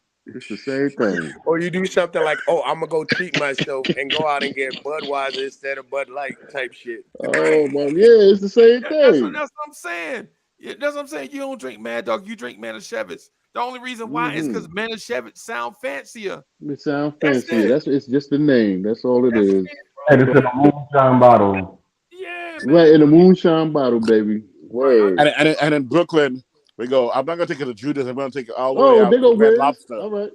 Hey, Right. what's up, sir? What's up? Mhm. Instead of Yeah, man. Juniors, we're gonna go to Red Lobster, man. We're gonna go fancy. We gonna go fancy and Red Cheddar Lobster. Ain't- biscuits. Yeah, Yes, man. yes, yes, And baby. yes, yes, yes, Hey, yes. Wiz, that's why I'm saying. That's why, Ooh. Wiz, I ain't gonna lie. That's what I'm saying. Relax, Mm. relax. We rebuilding. It's step by step. You ain't gonna get Mm-hmm. to the finish line. You don't be like that. Don't be like the girlfriend that's burning popcorn in a microwave because she can't cook. She You can't know what cook. I'm saying? Oh my God. Relax. You know what I'm saying? One It step say at a 4 minutes. You time. put it on for 6. It's burnt. Yes. I'm sorry. But by the way, BT, when you told me we're gonna laugh at your Randall take, I thought you were hmm gonna say Randall's gonna be Hall of Fame LeBron Nah, level. That's what nah, I thought you were gonna say. I didn't. I said no, Mm. no, Oakley. no. Yeah, I say Oak. I say it's people laugh at reasonable. me because no, it's because we hold our old school Knicks to a certain standard. Like Ewing, we hated him when we had him because I've heard enough people hate on him. But Who now he's did? like a Ooh, god. ooh, ooh. A Who, Bro, lot BT? because they were I'm saying telling he was you, old. Hold on. You They ain't were heard that saying he from couldn't me. keep I up. love, I love, I love No, Patrick, I man. do I'm I too. sorry. love that, bro. I love that. I Mm-hmm. do too. I'm not knocking you. I'm just saying some fans don't like you and some fans But the don't like same some one, of he talking our. about the same ones that's in here talking about Randall Yes. is the same ones that was talking about Pat when he missed that finger roll against Indiana. Thank you. Thank you. All Oh summer. Jesus. Get rid of Pat. He old. Nah. I was You mad know at Pat because he ain't dunking. He And should have those turned are the his same wrist. fans that liked Jeremy Lin and talked all that smack about, oh, we're gonna win we're gonna make it to the finals with Jeremy Lin, talking as about Jeremy opposed to what Lin we and have now. Carmelo No, Oh no. last everybody year. was on that Lin sanity talk about, oh, we Yeah. could win. We could. Are you serious? With one player, the way he was running it, that was like I said to everybody, that was gonna last a half a season at best because the adjustments that the league do, especially when the Knicks do well, what does everyone do? They adjust to It's stop us. just They no don't care about their facts. team being weak or their team, Facts. as long as we can shit on the Knicks. Like I said, we Facts. were on a Facts. 9-game winning streak and lost to freaking Charlotte. And then even what's even crazier, most people don't even pay respect to Charlotte. They shot down Giannis to 7 points. Right. Wait, you stopped Giannis to 7 points and got him to foul out? hey, how about we learn from them so then we can use that in our system, step up our game? Because I never would have thought I seen Giannis get 7 points and foul out. Like, come Right. on, I deal with that. Yeah. Okay. especially against Charlotte. Charlotte ain't But got nobody. right, but you know what I'm saying. Mm-hmm. Ultimately what I'm getting at Good is point. we as Knicks fans don't have enough patience to allow things to play out. But that Mm. Jeremy Lin thing that we talking about, Hmm. we out here talking about Carmelo make me sick because he won't share the ball with Jeremy Lin. Mm-mm. Yeah, Yeah, that hey, was and T. true. Bully, don't tell me you ain't never heard that. Now, don't tell me you ain't I never heard it. heard No, that. Knicks no, I heard it. fans, I heard it. I heard it they do have they his out here. job. Yes. Yes. But the offense run better with Lin and with Jeremy Lin and Amari Stoudemire. They had chemistry. Uh-huh. Yep. When he Yep. Because they wanted to give, um they were trying to push out Melo and say, "Oh, we spent too much on facts. Melo." I ain't going front. Facts. Dre corrected me, and I'm gonna keep saying it. Dre, you were the one that corrected me. We didn't give up much for Melo, but now that I look at it, I'm like, we are way too irrational.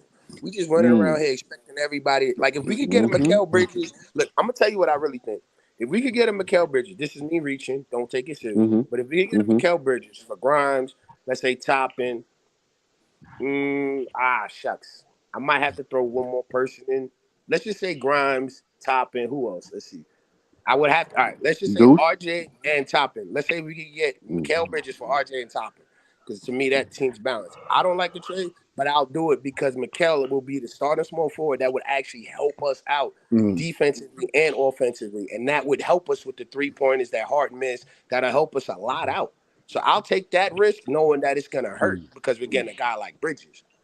You see what I'm saying? But we can't afford it because we only got 5 million on the books. Okay. Let's talk about the money aspect. Yeah, man. Yeah, man. We Always.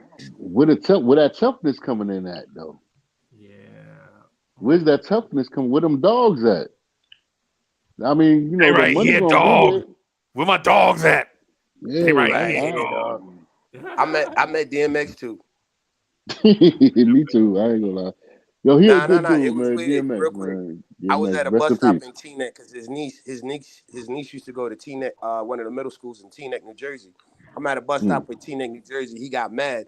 He pulled up in his car with his niece. He goes, "Yo, my dogs. You know who DMX is?" I looked at him. I was like, "Yo, DMX." He's like, "Well, you know where I live?" I was like, "Yeah, you live over there." And I pointed in the direction. He started out. He said, "This is what I'm talking about. Everybody know what DMX. Why they always messing with me?" And drove off. And I was like, "Thanks, bro." Like, you know what I'm saying? Like, he was mad about something, but that's how I met him. Mm. So for Rest in me, it's peace. like, okay, rest in peace. But he was Rest in mad peace. funny though. And then like I said, rest in peace, man. But for me, like I said, if we could get that third piece, like that next piece, that's really the second piece, push Randall to the back end. Don't even Mm. focus on Randall. Just let him do him. Let everybody Yeah. else run. He'll step up. Because what it is right now is the focus has been on Randall since before we got Brunson. Oh, he didn't So make it in you Atlanta. so you telling me He so you only telling me won you one think he game. gonna He take it? get better. You think he BT on some real on Yeah. and I'm asking BT and I'm asking Dre. Uncle Freezy, you cool money. But I'm asking BT and Dre. You think Julius will take a back seat to being the Yeah. third option? Yeah, because this is what I'm going to tell you. If the offense is flowing well, which we've seen when he's on the court, What and you they be just telling me, go, Uncle go, Freezy? go, go, Hold on. he'll come back and start The stepping third on. option to who? That's the problem. That's what I said. Like That's I the said, if problem, I right? had been ready for That's why I'm trying Mikael to find the Bridges, name. I'm In trying to this find the name. offense, in this stagnant offense that There Tibbs is is no third running, option. There is no third option in this offense, But bro. okay, in this offense, no. Like if we were running something else, yeah. Yeah. okay, okay. and that's another thing too. We need to change up our schemes because a lot of our players aren't even developing correctly. Like, like the You misses. sure? I don't know. When we I think get they're to getting better. when we get to the playoffs, it's like painfully obvious what we're trying to do, and everyone and their mama know what we're trying to do, and we still try to Mm-hmm. do it anyway. That's what. Yeah, exactly. That's what I mean. Switch up schemes. Learn something new. Switch it up, but don't wait till the playoffs to use it. Like See, practice it in the regular season. Switch it up. like some of it is some of it is definitely on the players in terms of some decision making. But if you have a power forward 28 feet away from the rim and you're not doing anything to help him get closer to the rim, but devolving into an isolation play where everyone clears out against Bam Adebayo. At some point, from a scheme standpoint, that is just horrendous basketball. It's and it's Dre. Man, Dre, you be so right, bro. Like you be so on point sometimes, man. I be like, man, this is what we watching, bro. Is not even option back. For instance, when we run the pick and roll and Brunson turns the corner, right? What are his options? Ain't nobody moving to get open, Freezer. There are no options, bro. That's what I'm saying. It's isolate. It's the big is gonna float to the dunker spot, so Right. Brunson can isolate and get a miss off a mismatch, and everyone stands still. There's no And flare screen off ball. There's no pin nope, down away from the nope, ball. nope. There's no backdoor cutter. It's just We not running V's. We not and what a V is if you start off on one wing, right? You run to the front of the rim and then you run back to the other wing. There's none of that. There's no UCLA cut, right? There's no nothing in our offense, bro. And we like when we say options, it's like when Brunson turns the corner, what option does he have outside of shoot and ISO, get into the Brunson burner? and there's a reason why their undrafted players are outperforming our drafted players because they're actually expending energy trying to get plays off, like sets off. Like Right. their guys are moving. Like how many times did you see Duncan Robinson and Max Struess run off a curl? Like they run a 2-man game between him and Bam, and he's always going back door, cutting back door for a layup or something. And if you stop the layup, he's running, he's sprinting to the 3-point line. Yeah. Dre, we be doing, and you know what's crazy? I even noticed that we start ISO from inbound. We don't even run up with like how Miami be doing 2 guys, 3 guys in the backcourt slowly coming up together. We start ISO the second we get ball. That's some of it is on players' IQ, but a lot of that is on what coaching wants. That's Tom Thibodeau. He Exactly. wants And to again, it run goes, that. He wants to run that 3-man weave off top after a made basket. If the other team score, you can guarantee that when we come down cross half court, we're gonna run the 3-man weave with nobody looking at the rim. mm-hmm. Right? That's Tibbs' motion offense. It's as simple as it's the first part of. It's the tip of an iceberg, bro. It's the lead on a pencil of an offense. It don't get no deeper than that. Tibbs' And offense, his offense is like sleeping on top of the covers, bro. He don't pull no covers back. That's what Tibbs' offense is. You come but to home, be honest, you don't take a shower, you don't even take your work clothes off. You sleep on top of the covers with your bro games on and your work belt down by the bed. That's Tibbs' offense. I think if like to Dre's point, I know I piggyback off you a lot, but you make a lot of good points, Dre. But like you said with the players, if they were to be honest with you, I think we already have our second option, and that's RJ because of how he can do it, but he's not consistent.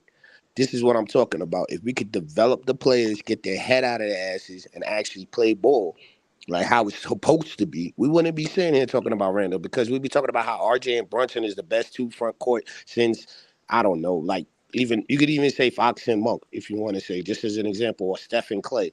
I mean, they wouldn't even But really be BT looking at BT them what like do you that. BT what do you see? What do you see RJ doing in this offense? And If RJ, outside of RJ's pick and roll, where he back all the way up to Staten Island to get a running start at the rim. Outside of that, Besides what that, what else? he said What else it's do you like see 2 RJ hours to Barrett get doing in out the of Staten offense? Island. It's like 2 hours to get out of Staten Island, man. I got you Facts, though, but what I'm Right. facts, trying to say is this: facts. if him and Brunson were to work out this summer, and actually build up a relationship to where they can understand the game of ball, I think he would do a lot better. That's what I'm talking about with player development. he would Brunson do pull a him to the lot side, better. I'm saying like he would do better in terms of his isolation game, but the stuff that you need to learn in terms of like movement, movement, basketball pick IQ, and those are roll, stuff that you cuts. get. That's the stuff that you get in training camp and Mm-hmm. from jump. You saw what we emphasized from But we're jump. not even talking about RJ not doing relocation. He not running ghost screens. And you know He's what's not funny, running Freezy? back picks. And you know what's funny, Freezy? He has Exactly. the IQ to do it, and sometimes he even does it on his own. Right. Thank you, It's just Drake. nobody looks for him because it's not in our habits. Playbook. Right. Like he'll flash to the middle like every normal player is supposed to do in a zone, Right. and he won't get the ball because they're not used to. Because we don't. It feels like we don't practice against the zone. Right. It's Right. it's But my thing is though is you can't blame RJ for that. You can't blame RJ for that. Yeah. That's why when cats keep telling me that we need a wing player, I can't. No. If we had an SGA type player when RJ flashed to the basket, guess what's gonna happen? he getting the ball. He getting the ball because because that dude is a natural ball mover. Pause. And You know what what's I'm saying? funny? And you know what's funny? Like when we go against zones, all you got to do is hit the man in the middle and cut immediately. And you Right. go a give and go. A give and go will destroy his zone. A zone. Right. But we don't even do that. It's like stagnant. And you know what offense destroy? You know what? And I learned this year. You know what offense was created to kill the 1-3 and 2-3 zone? What? The triangle offense. Mm. I didn't know that. It's funny. It's funny. We got a center that could actually run. Tibbs actually ran triangle principles with Joakim Noah, and then he doesn't know how to do that anymore. It's like Tibbs purposely picks out specific things from modern basketball that he likes, Right. and then omits the other stuff that might be like it might not be risk averse, like ball movement and man movement. Because if you do those things, you're gonna create turnovers. Just by nature, it's gonna happen. Turnovers happen when you keep moving the ball, but you're limiting your ceiling when you're becoming so predictable. Right.